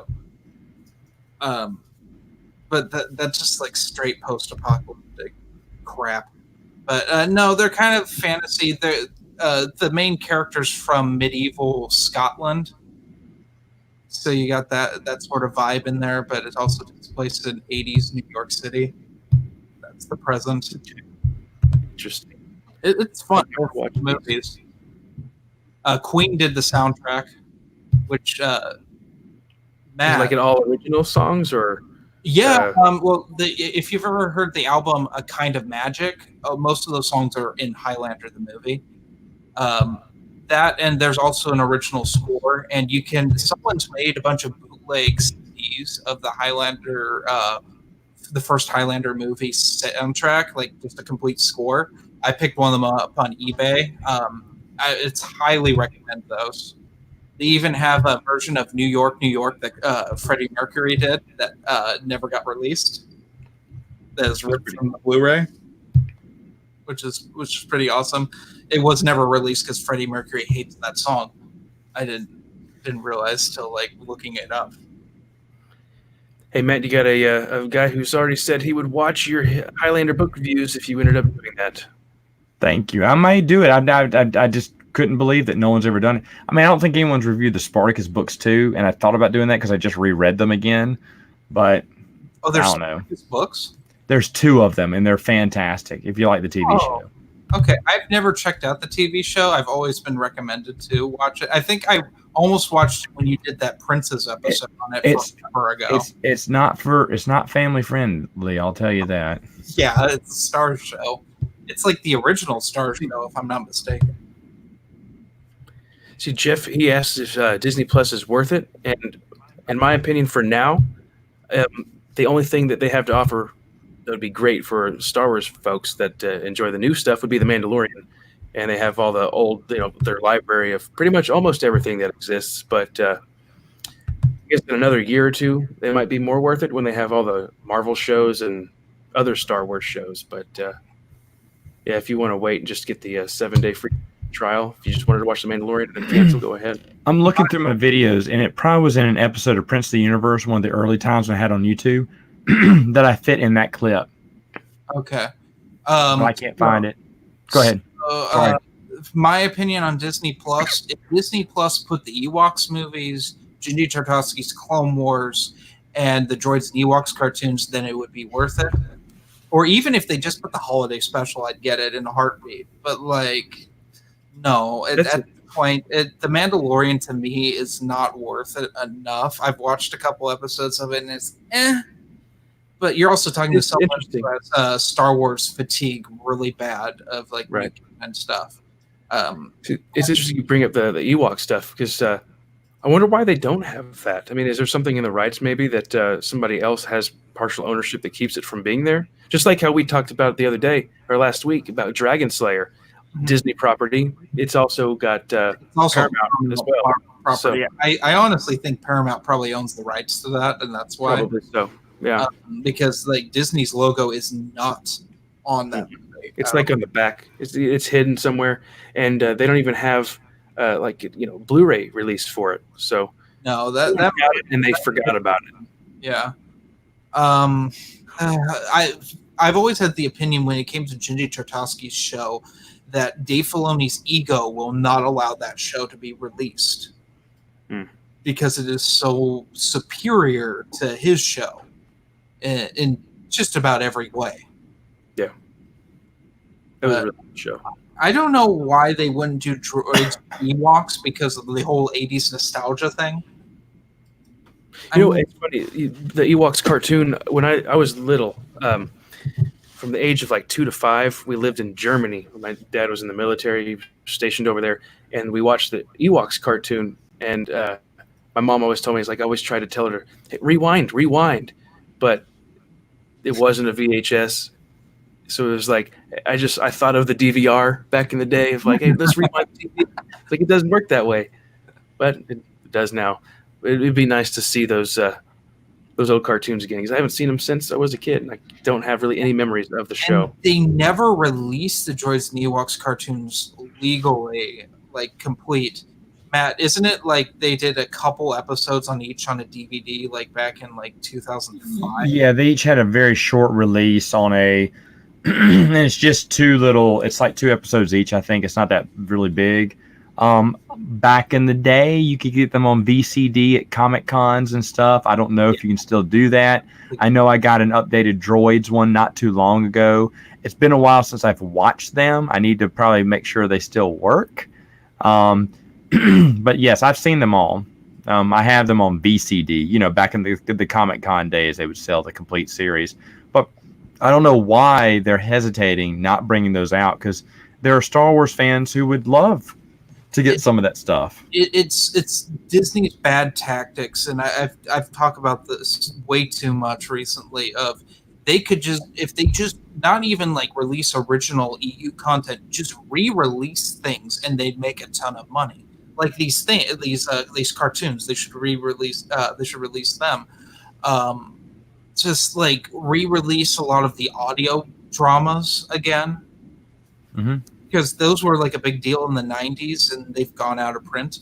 Or hell, just with the Aliens books, they're finally doing audiobooks for the movie novelizations, and those came out like 30 years ago. And they're Audible exclusives. Why don't you just do unabridged books, like unabridged Star Wars books that never got? That would be awesome. That's more money in their pockets too. So yeah, like I just re-release X-Wing, but unabridged. Well, there's a comment down here that has a good point. But before I get to there, it says Bryce. He says, "Wonder if all three of you guys would do the Jedi Knights book reviews." Eventually, I'll hit the Young Jedi Knight stuff. Oh yeah, well yeah. Eventually, chronological order. I'll do it too. I will probably pass. I'm sticking to the novels for now. Chris says there are some killer Blu-ray bootlegs on eBay. Yes, there are. But it's a matter of having a Blu-ray player that plays them. Oh really? I did not know this. It was on Blu-ray. It's the same thing with the despecialized original trilogy. There's a bunch of those on Blu-ray, but they don't work on every Blu-ray player. In fact, they will not work on your PlayStations, people. Mashad says, "Glorious Clone Wars 2003 masterpiece." Yes, absolutely. You and me, my dude. And here's Chris, I'll have a live stream on later where you can get on mine. Sorry. Send me an email. Oh. You have to send him an email, Chris. You have to beg. Well, no, I know. And when you send the email, Chris, you need to beg. Chris, you need to beg and plead to be on. I'll send it right now. That's the only exception. I'll send it right now. I'm not even scared. I'll do it right now. We're talking Ewoks. As long as hey, if you don't do it, I'll talk more Highlander. I swear. Oh no. Yeah, I'm okay with that. I win no matter what. Dude, I don't know what got me on the Highlander kick, but for some reason, I just started thinking about those novels. I went, were those in canon? And they were. I was like, let's do it. It's not like I'm reading Wheel of Time again, all 1,200 pages of book one. That's why I like the audio. I'll be honest. That was you two encouraged me to do it. Well, thank you. I haven't read them. That's series. It's been way too long. Bryce Stafford, he says, "I think it could be adding stuff that's not canon to Disney stuff and throwing off anyone watching the new expanded material. 2003 Clone Wars, despite being better now than Clone Wars now." But yeah, that's what I was going to say too, is that there's probably, they want to keep that separation of, well, this is going to throw everybody off. Throw a Legends banner on it. Everyone's doing fine with that. Just put a little Chris, do you have those Ewok? Chris, do you have those Ewok on Blu-ray? And do they play for you? I want to know this. I'm kind of interested now. Yeah, digital file. But I think it's just so stupid with just not releasing things. Like, why haven't we gotten Tales of the Jedi? Why can't they just? I don't know. That's a great question. You want something really offensive, Matt? Because I know you don't know what all the Epic collections have collected so far. They collected the Brian Wood garbage Star Wars series before they've collected Tales of the Jedi. That is a garbage series. Not only I saw that, but the John Jackson Miller Knights of the Old Republic series has now gone out of print, and they're not reprinting it. What? Yeah, that was one of the first things they reprinted was KOTOR, the John Jackson Miller comic series. Volume 1 goes for $100 right now. Marvel Epic collection of it. It is more expensive than buying the Dark Horse omnibuses that are even more out of print. Yeah, Mashad's out. He's got class tomorrow and he's got an exam. It was a fun live stream, guys. Well, thank you for joining, and good luck on your test. You're right, Chris. These are on. Wow. Chris has the link. I wonder. No, I'm looking at it now. Droids Ewoks complete series on Blu-ray. Interesting. So I Does it did play on details there? of I may buy these. Piracy, kids. Be careful with it. Hold on. You be careful with those links. Well, hold on now. It's funny. Hey, He sent him a link, and you still haven't sent him a link to be on the show. So I need his email address. whatever. Okay. Excuses. 2020. Oh, the Star Wars Holiday Special cartoon is also on this too. Chris, Oh. text me your address, your email Oh, address. wait. These are not compatible with Xbox or other gaming platforms. I told Only you. designed on worked on standalone Blu-ray players only, which I do have one.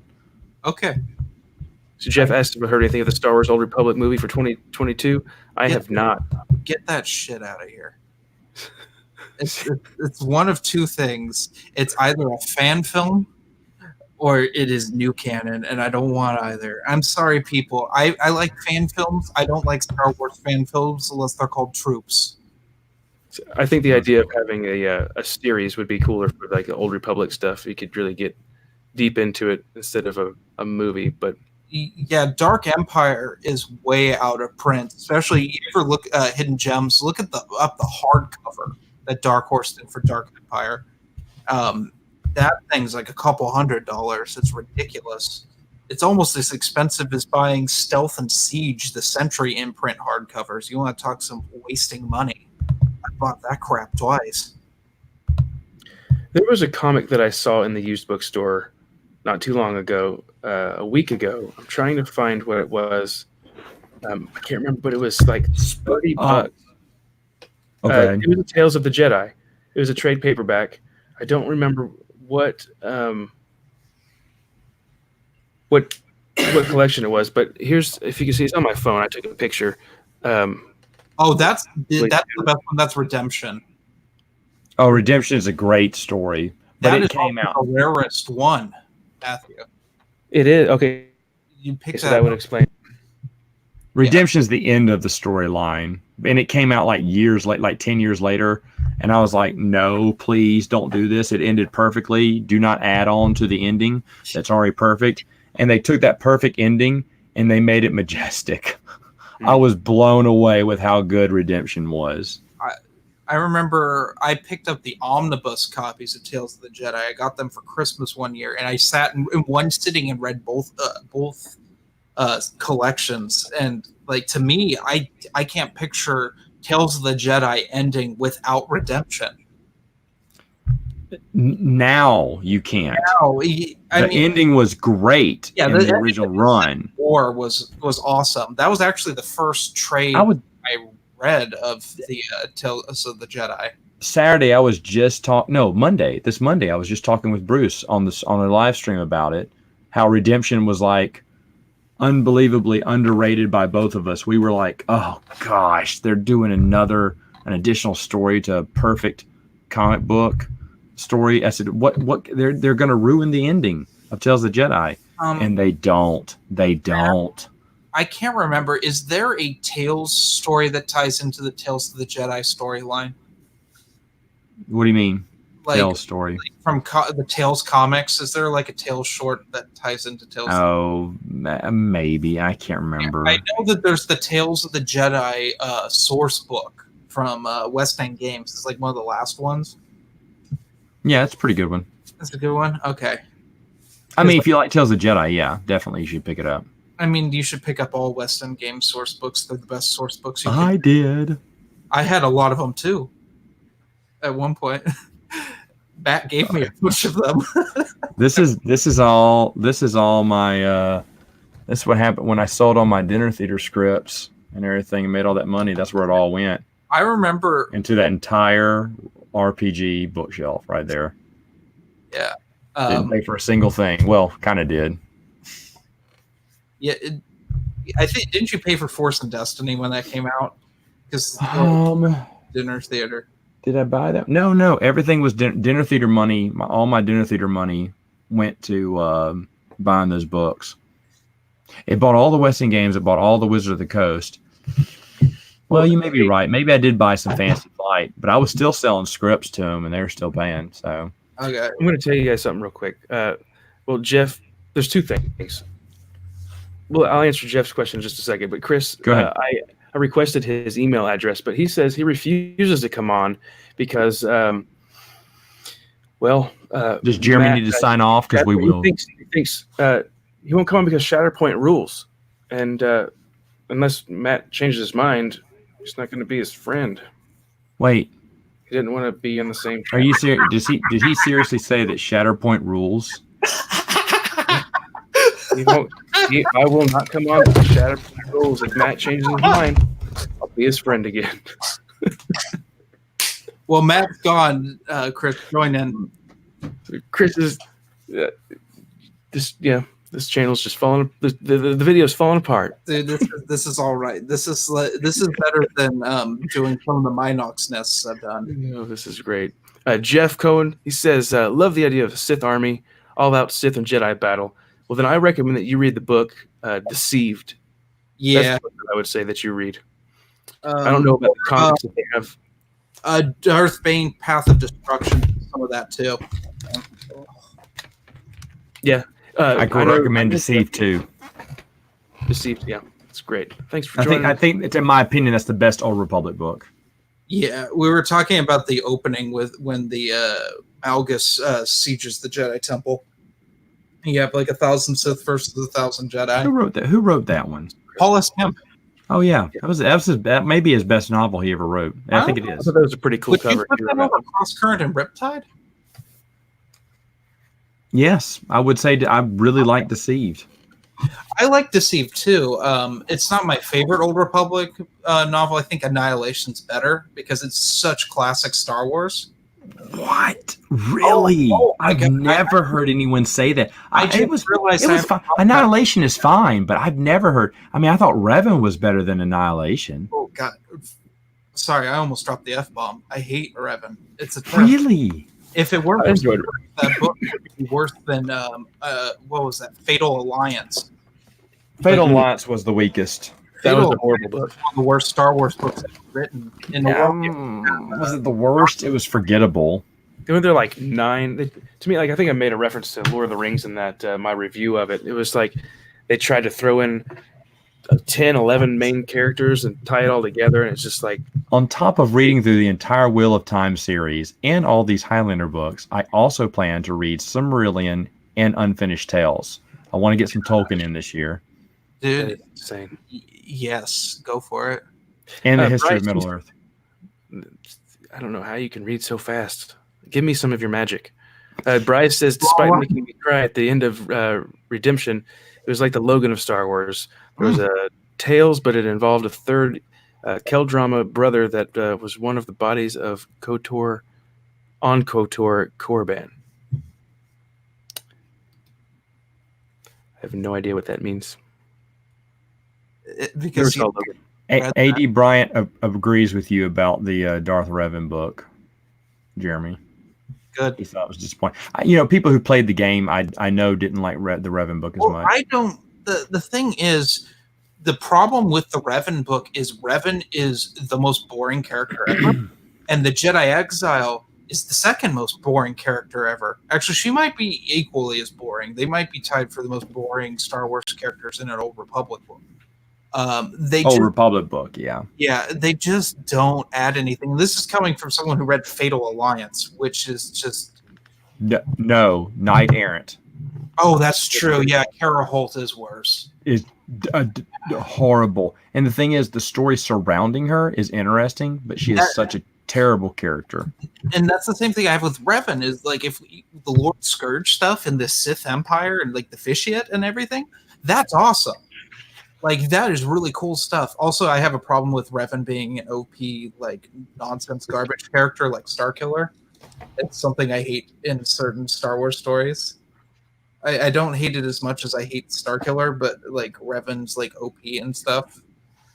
And yeah, it's ridiculous. I get that like the Skywalker line is like OP because like Anakin was Space Jesus, but like why is Revan so overpowered and like nonsensical like Force user? Well, I wish they would have expanded more on him in more novels instead of just a video game. Because people like me that never wanted to play the game. Well, the thing is, you don't even expand like. Because the ending is really a cliffhanger, really, and you're like, well, how do I find out what happened? And then it's like, well, you got to play the video game. You got to play well. That was the point of the Old Republic books. Is they're just tie-ins to the game. That's why they don't really connect, except for the Revan Dynasty is sort of the overarching like the family line goes through each book because Sajil Shan is a descendant of like Bastila and Revan. I think she's like their granddaughter, and like it's also like debatable. I might be talking out of turn because I'm not very clear on this. That Revan and either Revan or Bastila is a descendant of the Sun Riders. Even I know that Vima was supposed to be the character that Bastila was, but I think that's actually been declared that the Bastila is a descendant of the Sun Riders. And then there's the fan theory that the Sun Riders, the Shans, and are also part of the Skywalker lineage. And Shmi was a very far off descendant of them, but that's more of a fan theory. Which is why the midichlorians impregnated Shmi when all that Sith, that dark side stuff happened in Plagueis. But we're getting into like really like fan theory stuff there. It's interesting. So, I'm going to see one more comment that just popped up. I totally disagree with that. The worst storytelling was Lando and Han in the Jedi Academy trilogy, like gambling back and forth for the Falcon. Him trying to get Mara Jade's attention. Like, dude. I liked it. I thought it was fine. Like, that's their storyline isn't the important storyline. I get that, but it's fun. It's nice to have Lando in a book. I can't say that enough. Like, I wasn't pleased. I wasn't pleased with Lando's storyline in the Black Fleet Crisis. Well, that's the best part of the Black Fleet Crisis. I was not pleased with any of it, really. After I finished that third book, that's when I was like, I'm going to go start over. No, it was the New Rebellion. I started the New Rebellion, finished it, and then I went back in time. The New Rebellion took you 2 years to read, if I'm not mistaken. Yeah, it took quite a long. It's kind of the book that's replacing that now is the Rogue Planet, which I don't know why. I've been enjoying what I've read so far. It's just all this crap that just keeps showing up at my door that I'm like, you throw that in the garbage. Take that. You wipe your butt with it. You can wipe your You can take that stormtrooper butt and shove that book up there. Gotta find one big enough for it. In fact, that's what that stormtrooper's carrying in his butt cheeks in Death Trooper. That's why it's so big. Where? No, in Choices of One. Excuse me. Matthew, tell us about what you were telling me about Queen's Peril and the unique things that E.K. Johnston's put in this book. Well, I haven't actually read that part yet, but I've been told by another guy that I talked to that there is some very disturbing things in the book, like menstruation. Yeah, and what's wrong with that? my wife's chiming in now. She could read this book and review it. And there's it's just awkward for a Star Wars book, and my mind is blanking now on what else I heard about this. Oh yeah, like pregnancy, birth control in this book, and there was another thing that was just completely non-Star Warsy about it. So this is the same canon where in one of I always use this example from Aftermath Book 2, Life Debt. We had a chapter of interspecies erotica followed by a chapter with therapy Ewoks, then followed by a chapter where one of the main characters got his eye graphically ripped out of his skull. It's like these new canon books don't know how to have like tone in their stuff. I mean, the book Black Spire is another good example. That book is solely designed to market your theme park for children, but your main character gets a hot poker shoved up her tear duct in her eye. Like why is this happening? Like you can't just be Because that's what it feels like when you go to Star Wars Galaxy's Edge. I should have known. It's the most genius new canon book ever. It's number one. It's number one on my. We're gonna throw like all of the book. We're gonna throw all the EU books out too. This is the number one book, Black Spire by Delilah. It's awesome. Yeah. So anyway, the guy warned me. He's like, "This is the that feminine book that's gonna make guys feel uncomfortable reading." So I mean, I don't. With Not all guys. right. I mean, like to be fair, things like that can work in Star Wars if it's written well. But I know E.K. Johnston is like the young adult Chuck Wendig, and I know it will just be forced in there. It'll be bad. It'll be tedious, and the book will be about nothing. Like the last Queen's book, Queen's Shadow is literally about nothing. Yeah, it was awful. I mean, I have to say though, I read the first page, or the front and back side, and it was half of it was written pretty well, but there were a lot of spots that it was not Star Wars. It was really tacky writing, but I'm just not really looking forward to this book. Like I don't think Padme was a very good character ever, and they're trying to put material out there to save her as a character, but I think they should just move on and find something else. She was off limits in the expanded universe. Stories about her were by George for the most part, and it's interesting because because of that they never got. I don't know. He didn't want novels or something. I mean, the only thing she got was a few children's stories. Well, she got that Tales comic where her boyfriend she had that she mentioned in Attack of the Clones. But she rarely got stories put out about her because of that. Because the only thing I can think of is her cameo in Darth Plagueis. Well, I mean, that's just because she's part of Episode 1. Before that, when with Palpatine convincing them that she should be queen. It's still intrinsical to the plot. So but the thing is, though, I mean, you got things like Star Wars, something about the Queen's Guard or the Queen's Friend or whatever, and then you got Star Wars Queen Amidala's amulet. Also the Karen Miller Clone Wars books, Wild Space and Stealth and Siege, she has a predominant role in those too. Does she really? I forgot about that. She doesn't do much, but she's integral in rescuing Anakin and Obi-Wan. She's integral in rescuing Obi-Wan in all of those books because Anakin doesn't need rescuing. And also she's in No Prisoners as well. Well, that's also Karen Miller, right? No, it's Karen Travis. Oh, that's a Clone Wars. Yeah, those. That's when actually No Prisoners is awesome. I never thought I'd say that about Karen Travis. Oh, I think that is one I did like. Well, that's the one with Callistia in it, and I did love that one. And that is my favorite Karen Travis. It is the most EU. It reads kind of like really good fanfic, but like it is also the planet they're on is just Iraq in space. I mean, in the audio book, and Tally fans are attacking.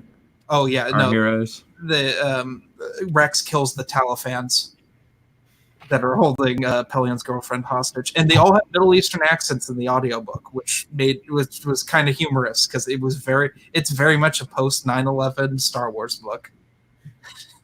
It is that war to a T. Hidden Gems asked who would win a fight, Darth Bane or Exar Kun. Okay, here's the deal. I think you have to say Darth Bane, but I'd be cheering for Exar Kun. Well, the thing is it Bane with the Orbalisk armor or Bane without the Orbalisk armor? That's a good question. Because the thing in Rule of Two is they were hitting him with those lightsabers. They were just bouncing off the Orbalisks. Yeah. In my favorite lightsaber fight of all time, I know Matt disagrees with this, and we had a big argument about it because he prefers the Legacy of the Force Invincible over that. Yeah, I thought that was. I mean, on emotional level, it's better, but I think that Rule of Two just built to it like to a T, and you got to see Xana and Bane, and you hadn't seen them like physically fighting that many opponents that were equal, if not better than them. You're saying that's the best lightsaber battle in the expanded universe? If you take the emotion out of a lightsaber battle, because the Phantom Menace is one of the best choreographed lightsaber battles, but it is not emotionally impactful at all. Well, but yeah. Best looking, and to me, it's Until it's over. Let me ask you this, Jeremy, Matthew, if you can answer it, you can. I don't know if you've read enough Expanded Universe, though. I care about more, and I've said this a million times, I care more about these books than I do the movies. Me too. Okay. No, Matt. That's big coming from you because you're a movie guy. No, the thing with, I love the original Star Wars. This right now. I do too. I love the original Star Wars because it's down and dirty, and it is very much a 70s movie. You have your three main characters. One is being tortured for half the movie. One sees the only family he's ever known just torched, and they're burning corpses outside his family home that's destroyed. And your other character murders someone in cold blood. That is 70s cinema to a T. And you also watch a whole planet that looks like Earth destroyed. Yeah. And I appreciate 70s cinema, and I appreciate that Star Wars changed the way cinema is. And I love Empire Strikes Back, but the rest of them, it's like, there's elements of these that I love. Like in Phantom Menace, I love the choreography with the lightsaber battle. Attack of the Clones was neat to see, like, a Mandalorian, like, actually doing Mandalorian things, whereas Boba Fett never really does anything in the original trilogy. And, like, hold on, I'm going to try to sneak Chris on. Keep talking. We can do this as long as Matthew's not here, so I'm here. Just keep an eye. Oh, come on, Jeremy. I'm sorry. I have the screen up. I'm trying to. Already there. I was going to start covering up my webcam. Cover up me. Sorry. Mr. Chance, Chris, to get you on. I tried. I mean, like, my thing with the Star Wars movies is I don't watch them more than maybe once a year. But I love the EU because you know, Matt, that I grew up with the EU and like it was read to me as a small child. So it's what year did the Blu-rays come out of Star Wars, the original trilogy? The 6 series, the 6. It was 2011. What? It was 2011. That was when they did the awful changes where they dubbed over Boba Fett. That was. It was before that. It was before that. I was in college. I remember that, and I remember buying them. I went to Walmart at midnight, and I was in the Blu-rays or the DVDs? Blu-rays. The Blu-ray. It might have been 2010. It might have been 2010 or 2009. And we're talking the pack that had little Jake Lloyd and Mark Hamill on it, correct? Because they've re-released them differently now. Hold on, would it say? If I go look at them now, will it tell me? I can look back. Now and I'll yeah, the one. I mean, it's right down the hallway. Yeah, I will say. Saga. Yeah, it will say on the box. I'm pretty sure. I swear though that it was 2011 because we had the episode 1 3D release came out in 2009. And it was like 2 years later. Either way, I will tell you this: that's the last time I saw those movies. Really? Really? Yeah, I haven't watched them since. Not because I don't like Star Wars, but just because I had a lot of other stuff going on and I was reading everything, but the movies do not mean as much. So if it's been 10 years since I've seen the movies, maybe I should watch them again. But And I used to watch them all the time as a kid. Heck, I watched the real trilogy more than anything. Oh yeah, me too. But you know, and I'd watch the movies when friends were over and everything. But slowly, the books and comic books and everything just became my main focus. And I enjoy reading. Obviously, I just dove through a 1,400 page. I'm kidding. Well, it's a long. Eye of the World is how many pages? A lot of pages. It's like 800 as It's like a 14-hour audio And book. I dig into it, man. I love every minute of it. And so I can really get into books a lot better for some reason. I've always been kind of a bookworm like that, and I just like digging through. I mean, I was making fun of my cousin because he reads a book a day when we go on vacations. Back in the day, I was like, how do you do that? But I'm getting close to that. I'm not reading a book a day, but I was slaughtering through Lord of the Rings and The Hobbit. I think I read all those during my vacation, my 1-week vacation. That's 4 books. That's incredible. Now I was a beast because the girls were sleeping a lot, taking little naps. And so Dad would just sit there and read a book. You know, when they'd be playing, Dad's sitting there reading a book. When he's on the beach, I'm reading a book. You know, so I mean, but it was exciting too. You really have to get into the story. So the story has to really be there and get hooked in. So I was wrong. It was 2011, so I was not. I must be thinking of something like a Blu-ray release, maybe of the Lord of the Rings or something. When were you at college? It's been 9 years.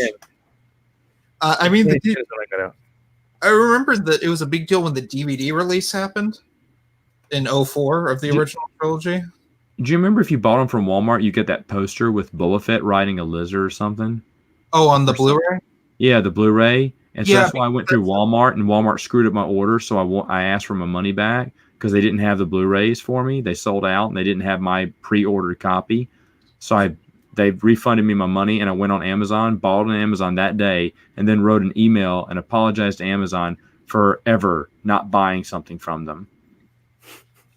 And I've never bought anything I've never bought DVDs from Walmart since. Matt, you know what that's a reference to, right? The Boba Fett riding the boga. It's holiday special. Yeah, Holiday but it was a real life version, right? Yes.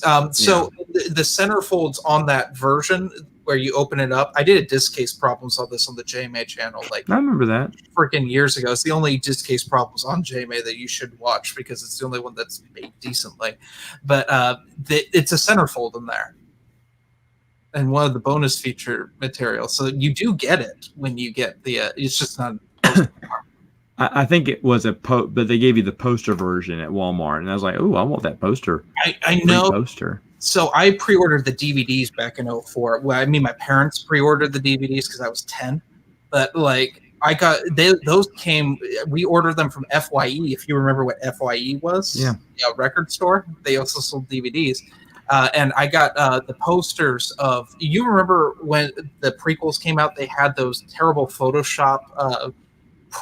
Like posters that had the lightsaber had the like circle in the middle, like the lens flare thing on them. Maybe. Me too. It was, and I had those posters, and I was going to get them framed and put them up in my room forever ago, and I just never did. Let me ask you, what was my question? The DVDs that came out with the original theatrical versions on as an extra feature. Do you have those? My mom. So we don't have any of them anymore because of the fire. But my mom bought a New Hope one. Yeah, they have they're not matted wrong. They're in 4:3, the original movies. Yeah, they're the cheap. It's a cheap version, but they put them on DVD, the original theatrical cut, and I was like, done. That got me to buy them on DVD again. So I wish I would have bought 2 copies of each. I bought the deluxe editions of those because that came out in 2007, and they came out. They re-released the Marvel comics in graphic novel form, like the trade paperbacks at each of the original trilogy when they comic book adaptations that Archie Goodwin did. Mm-hmm. They recolored them though, so they didn't have the classic like Star Wars art that you had in like the long time ago in classic Star Wars like trades from back in like the late 90s, early 2000s. They recolored them and they were like gray tones and it was nasty looking.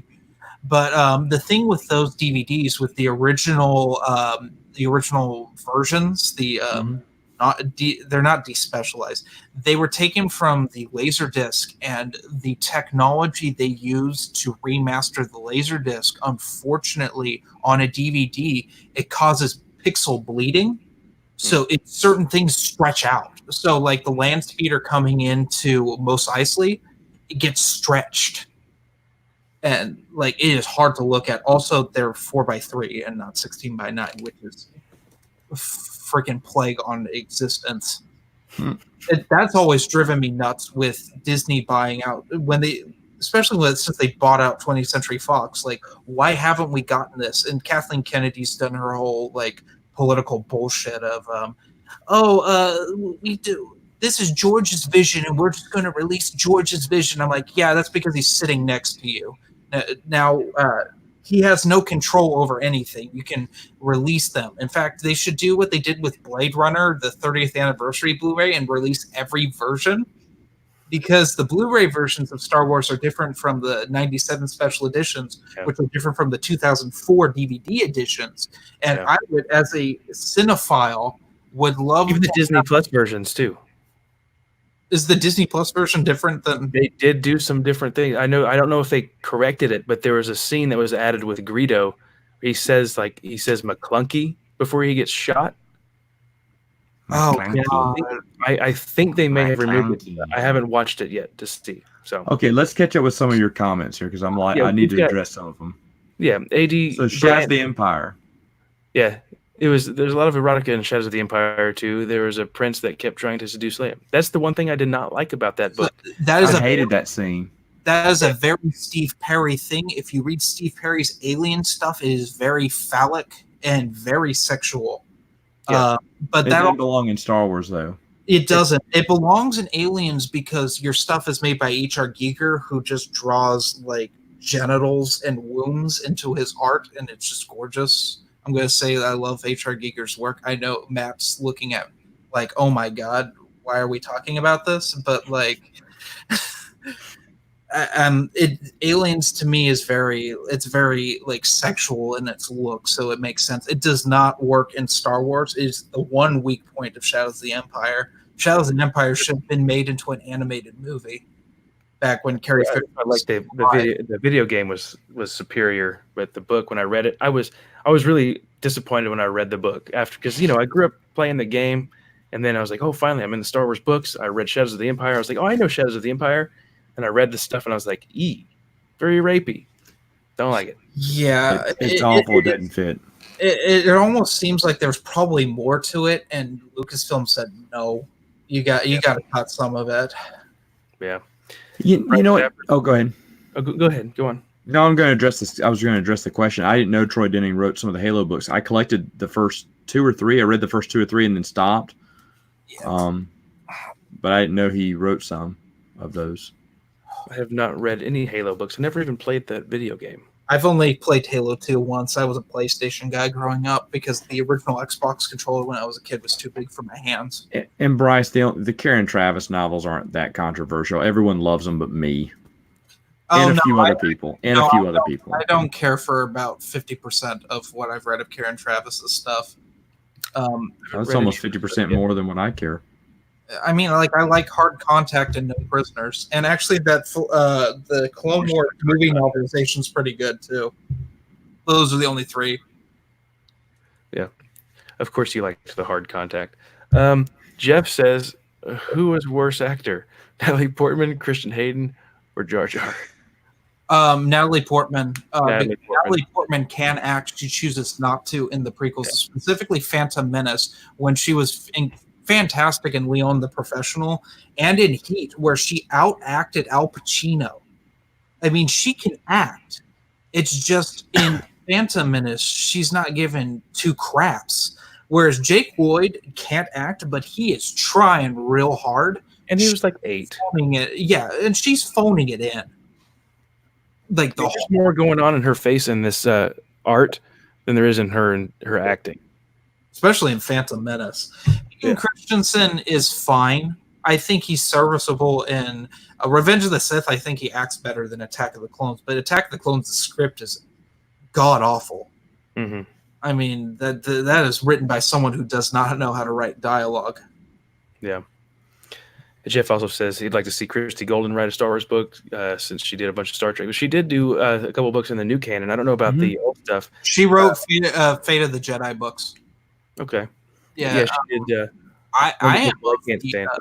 opposite opinion. She really offended me with Dark Disciple when she gave Dave Filoni credit over the creation of Quinlan Voss over what was that? John Ostrander. Who created the character? John Yeah. Ostrander at all. It was offensive. Plus, that book is worse than Aftermath.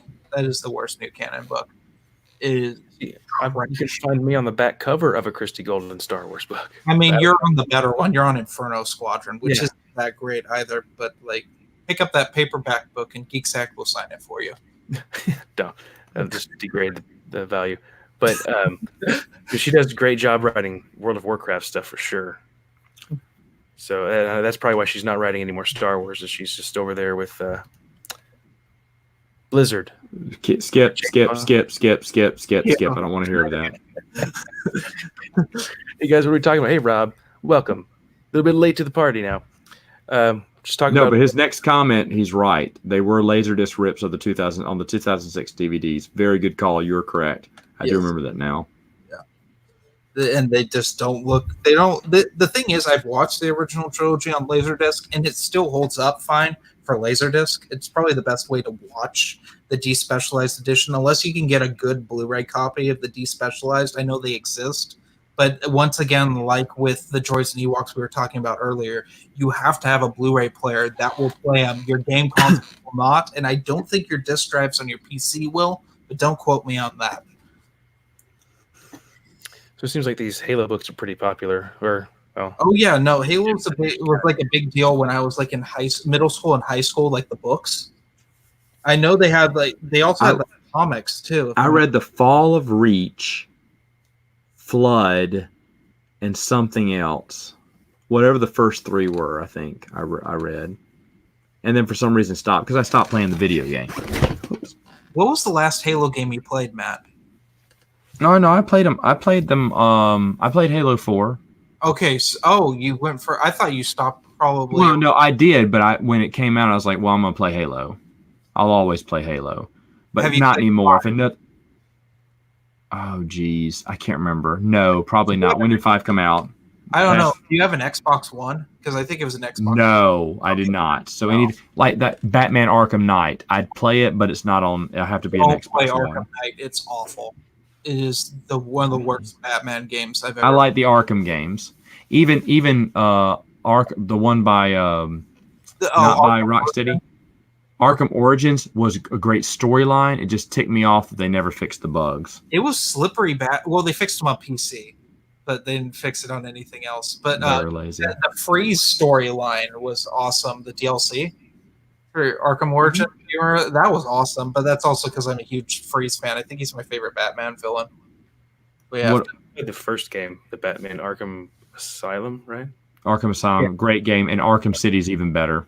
Arkham City just said, you know what? The one thing that isn't super great, but it's just okay about our game, the combat. Let's fix the combat. We'll make it more fluid. Also, in Arkham, if you play like the challenge modes, you can play as like Robin and Nightwing and Catwoman, and they all control differently, which is super nice in that game mode. So like you'll be playing as Batman, then suddenly you switch to Nightwing, and he's more fluid and stuff. So like, it was super fun. The one thing about that I didn't like is Nightwing didn't have any dialogue that he could say. Like they didn't get a voice actor, and I agree. He wasn't in the game in the cutscenes, whereas like Tim Drake Robin was briefly. It was still fun to play as Nightwing. Oh yeah, no, I loved it. I have the Game of the Year edition, so you get the Batman the Animated Series skins, and they have the Nightwing skin from the 4th season. And I was like, I bought the skins, so I have all the skins for it. I had to. I just love them. The only one I think it was PlayStation exclusive, so I couldn't get it. Was the Adam West skin. Yeah, it's not. It's they rectified that in And also PlayStation exclusive was the Nightfall, the Azrael Nightfall, the one with the claws. I wanted that one too, but that was in the PlayStation exclusive. no, that's on PC, I think. Too. Oh, that was PC. It didn't come to Xbox. I was ticked because those are the two costumes I really wanted. I was a fan. I thought the ones that looked the goofiest were Dark Knight Returns skin looked really goofy. With old Batman. Yeah, I remember that one. I had that one. And Year One looked kind of goofy. I like playing a 70s Batman. Oh, I played with 70s Batman all the time. That's my favorite looking Batman. That's the old blue and gray. Yeah. That is probably my favorite Batman look. Besides, it is. Mine too. I'm a fan of the look of Dark Knight Returns, except for how Batman looks. I like the cowl, but that's about it on there. I like the tiny ear cowl. I thought it was a nice different thing. Do you prefer GeeksAttic with the beard or without the beard? With the beard. We kind of twin. Oh, okay. Does the missus like the beard? She told me last night to shave it. Yeah. So, it's going. It's gone. It might be gone. Well, I told her what I want to do for a next live stream. I said, okay, I'll shave it, but first, I want to do a stash. I want to shave it for a mustache for a live stream. Just to do something different. You shouldn't have said that. You shouldn't have told us that. You should have said, if I'm wrong on this, I'll shave my beard. And then you're wrong. You're like, oh no. Make a big epic moment out of it. We just reaction videos to you doing your beard shaving. Yeah. It's like your reaction videos, the greatest of all YouTube cancer. Now, if you're just going around with a mustache that day, you have to play Magnum PI's theme song too. Oh yeah. So I've got some of those old aviators too. There you go. My dad found some of his old ones from like the 80s and was like, you want these? I was like, yes, I do. But yeah, speaking of Batman, well, I don't know what this is. The Yellow Lantern skin, that was awesome. So I guess I remember that. The Sinestro skin, yeah. See, I did hear that. My favorite Batman right now is what's his name? Michael Keaton. I like Michael Keaton, but on Monday they convinced me to say that Ben Affleck was a really good Batman. And Ben Affleck, the thing I liked about him was the physique was Frank Miller's vision of Batman, I think. It's the best, but like the acting wasn't there. Like I'm from Michael Keaton too. My wife is Michael Keaton all the way, but they have good points that Ben Affleck is probably the best Batman. You would say Val Kilmer Batman. I love Val Kilmer Batman. I was really surprised on how good Val Kilmer. I'd forgotten how good Val Kilmer Batman was because the Batman Forever is like meh, but he's great. He's spot on as Bruce Wayne. Yeah, I think he's a better Bruce Wayne than a Batman. I love the haunted thing they did with him. Well, isn't the point? Bruce Wayne is the one you got to act. Yes, and to me, Michael Keaton's the perfect balance. George Clooney doesn't try with either. George Clooney's awful. But I mean, like, I love Adam West too. It's just a different era of Batman. Love Adam West. Great job. Keep up. You enjoy this a lot. So I'm guessing Jeff's gone. Thanks, Jeff, for stopping by. Go ahead. But Robert Pattinson as Batman, I just think is strange. I always pictured him, if they were going to put him in there, as like he'd be a great Dick Grayson to me. Like he'd be a great like Nightwing or Robin or something. It's like sometimes I know people are always like, this actor would be great in blah, blah thing, and I always hate it. But like I've always pictured Robert Pattinson as like Nightwing, and then Daniel Radcliffe as Red Robin, like Tim Drake Robin. I thought that would be awesome. Go to Rob D's next comment. Yeah, the 70s. The Keaton vehicle. Definitely the Keaton. I actually got to see that one live, and there is a Polaroid picture of me as like, I don't remember how old I was, maybe 8 or so. I went to a car show and they had the Batmobile there, and there's a picture of me with it. It's somewhere at my parents' place. I need to find that picture, but I remember seeing that thing live. And picture on Facebook. That's awesome. Oh yeah, I might do that. But yeah, that's definitely my favorite. All these new things are just kind of like, man. They novelized The Killing Joke? Huh. I used to have a first. Matt saw this. I know that. I showed you my. I used to have a first print of The Killing Joke, right? I know that's when I found out I had a second printing. Oh, that's right. That was So like disappointed. I had. It was a beaten up first print too. It had spine roll really bad, but I found it in a storage unit I was cleaning out, along with a. It was a. Oh gosh, what was that? Secret Wars issue 8, which is the first appearance of Spider-Man's black suit before they decided it was Venom. Is when he got the symbiote suit. The first I got that. It was just in a binder of just like a bunch of crap comics that were like beaten up. And then there's a Secret Wars 8 and a Killing Joke in there. Those were two of my highlights. That and the New Guardians issue 2 I got around. No, someone gave me that where it had the cocaine-powered supervillain that was never allowed in DC Comics again. That's funny. You see, like Batman, I have a box of Topps trading cards that I found at an auction in a small town, Oklahoma. I got for like $5. The whole thing was full, all unopened. And I did an unboxing of some of those things on my channel where I opened up a couple of those packages, and it's pretty cool. So it's like, having the whole box with the gum still in there. It's pretty awesome. Chew gum. Yeah, I'm not going to chew that game. But I also have. I want to see a reaction video of you chewing this gum. I have Terminator 2 and the G.I. Joe cartoon trading cards as well. And I believe the G.I. Joe one is still in the wrap. So that box hasn't even been opened. So. Oh, Jesus Christ. Someone's got a train.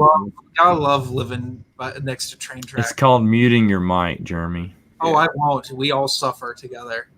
It's shaking your room. Dude, this wakes me up in the night and it drives me nuts. But yeah, I wanted to comment on Bryce's comment real fast, the last one with the Killing Joke. Did it have to do with the Killing Joke movie they released a few years back, the R-rated Mark Hamill, Kevin Conroy movie? Because the first half of that has nothing to do with the Killing Joke comic, and then the second half is the Killing Joke, which Matt, you saw that, right? The Killing Joke movie. Yeah, I did. What did you think of it?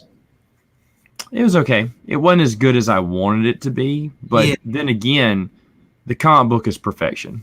I mean, the thing I didn't like. Well, first of all, Mark Hamill kept saying no to being Joker again, and he said, "I will only do it if you make the Killing Joke." Right. So they made the Killing Joke, and then they have this weird Batman and Batgirl had a relationship. Yeah, that was weird to me. Because I always considered that Batman was also her father figure. Yeah, I didn't understand any of that. Necessary daddy issues and stuff, and it was very Alan Moore to do that, because Alan Moore stuff is always kind of like that. And, like it fit the tone, but it was just like unnecessary. See, Bryce has a very twisted scene played out for a screenplay that involves death in the family Joker moment that plays out like a library scene in Seven. Ooh. See, going back to hearing like Christian Bale do the Batman voice, it is comical now, I think. I think it's always been bad.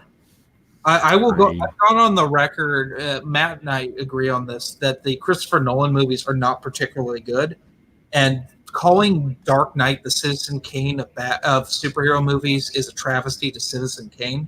It's only I'm going to do what I do when I say like the reason Nirvana is relevant is because Kurt Cobain died. The reason that The Dark Knight is so highly critically acclaimed is because Heath Ledger died. Yes. Well, he did a great job in that movie too. The ending I thought of that movie was it's the best of the trilogy. But I agree with you. I mean, the recasting of Rachel as Maggie Gyllenhaal was bizarre. She's the weakest point of that movie. It just like the Harvey Dent stuff felt kind of forced to me. But it wasn't as bad as when Batman gets his back punched and set together in Dark Knight Rises, and suddenly he doesn't have knee problems anymore either. I make fun of that so much. The fact that Bane is no longer Cuban and it's just Tom Hardy making Tom Hardy noises. Which who decided that Tom Hardy was a good actor? Like when people saw Star Trek Nemesis, they say that guy. We need him in our movie. We need Sean in our movie. Do you see Patterson as a Nightwing? Yes. I can see Nightwing sparkling in the sunlight. Yes, go ahead. I don't really know anything about Nightwing. I was never into the cartoon stuff with Batman. Oh, he's the original Robin. Yeah, they had to have him grow up in the comics, and so they brought in Jason Todd, which was a very different take, and then the fans hated that. And I have not read a single Batman novel. I'd be interested. I have one, but I haven't read it.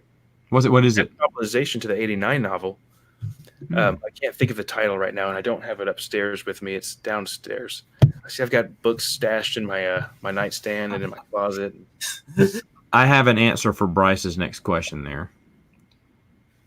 If you've seen Titans, which is a terrible, terrible TV show, the Jason Todd in there is awesome. Do you remember in the trailer when he said F Batman? Well, that wasn't Jason Todd. That was Tim Drake. No, that was Dick Grayson. That made me laugh so hard. Right. I was like, oh, someone was a fan of the Zack Snyder crap. Which Zack Snyder has ruined that DC universe. He has wrecked it. Yeah. Did you guys see the new Joker film? Yes, it is a great movie that Joker technically isn't the main character of. It's that city. Also, I have like a biased love for it because one of my professors that I absolutely love, his best friend directed it. That he went to, he did his master's program with, who started in Trauma Films. If you've ever seen Toxic Avenger, so like, it's great to see someone who worked in Trauma making such a critically acclaimed film. I mean, Matt and I talked about Joker on Saturday Morning Samoflange. Has that dropped yet? Yes, both of those have. Okay, I need to listen. I'm behind. It's fine. See, Bryce says after that they novelized Court of Owls and Mad Love Harley Quinn story. Court of Owls was an interesting concept. That was when Scott Snyder really took off with his whole Batman thing. That was when New 52 dropped. The Court of the Owls was like it became an event, and it was like it set the DC standard of Bat Family has to have an event as well as the whole DCU has to have an event, and so there's always an event happening, which is really tedious. That though is one of the better ones. That and Death of the Family, when Joker returned with the safety pin, when he got his face ripped off and he safety pinned it back on his head. That was cool, but like any of the other Bat events, like 0 Year and like post that, it's just crap, just absolute crap. Scott Snyder's run is very, to me, overrated. Like the first, I want to say 20 issues is pretty good, but then you hit 0 Year, which is the Riddler just takes over Gotham and it becomes a post-apocalyptic wasteland at one point, which doesn't make sense because New 52, it was supposed to be they were 5 years into the new DC universe, and in that time you had Dick Grayson as Robin, Jason Todd as Robin, who died and came back as the Red Hood. Tim Drake was Robin, and also Damian Wayne was currently Robin. So he had one Robin a year. But then you have this event called the 0 Year, where there were no Robins. So it's just so much crap thrown in this 5-year time period, which thankfully they're now retconning out with Rebirth. But it was such a mess. And then Batman died, and Commissioner Gordon was Batman, and that was dumb. With Commissioner Gordon suddenly shaved off his mustache and looked 25. He looked the same age as me, and he was ripped, which I never pictured Commissioner Gordon ever looking ripped. It's the bat suit, right? Yeah, he had the mech bat suit. Okay. You need to head out. I hear someone, Matt. My little girls are telling me it's time to end it. I got criers, so I got to go. But thank you for finally having me on. thank you for joining us, Matt. It was great having you talk about these Star Wars books and Batman and Highlander. Yes. Yes. I've Thank had you. come back on again some more. So go do your Thanks. dad duties. I will. Thanks, guys. Later, Bye. dude. Oh man, That was fun. do we have a couple more, or are we caught up? I think that we're all caught up. Yeah. I think we can continue doing more discussions later on with more Star Wars books. Do another video sometime with do another judging video. But it's funny that now I've got a couple of videos I could snip out, and I could put a Batman video with a Highlander video. I could just cut out of this one for the fans. So I'm sorry, it dropped an F-bomb earlier. you're I don't fine. think anyone caught it except for me, and I was like, crap. You got your one. But anyway, yeah, we'll go ahead and get out of here and do this again, hopefully next week. If not, whenever we can schedule it, and Definitely. it'll be great. But yeah, well, everybody, you can find Jeremy at what is it? What's your Twitter? Where can we find you, Jeremy? I mean, you can find me on Instagram at stupid_chainsaw. That's where I'm most active. Or on Twitter at stupid_chainsaw. Or on YouTube at StupidChainsawProuctions. Yeah, you guys need to go subscribe if you haven't already. Well, Jeremy, I'm going to go ahead and close out of this thing. So, Let's again, everybody, thank you for watching, and have a good one. later, dudes.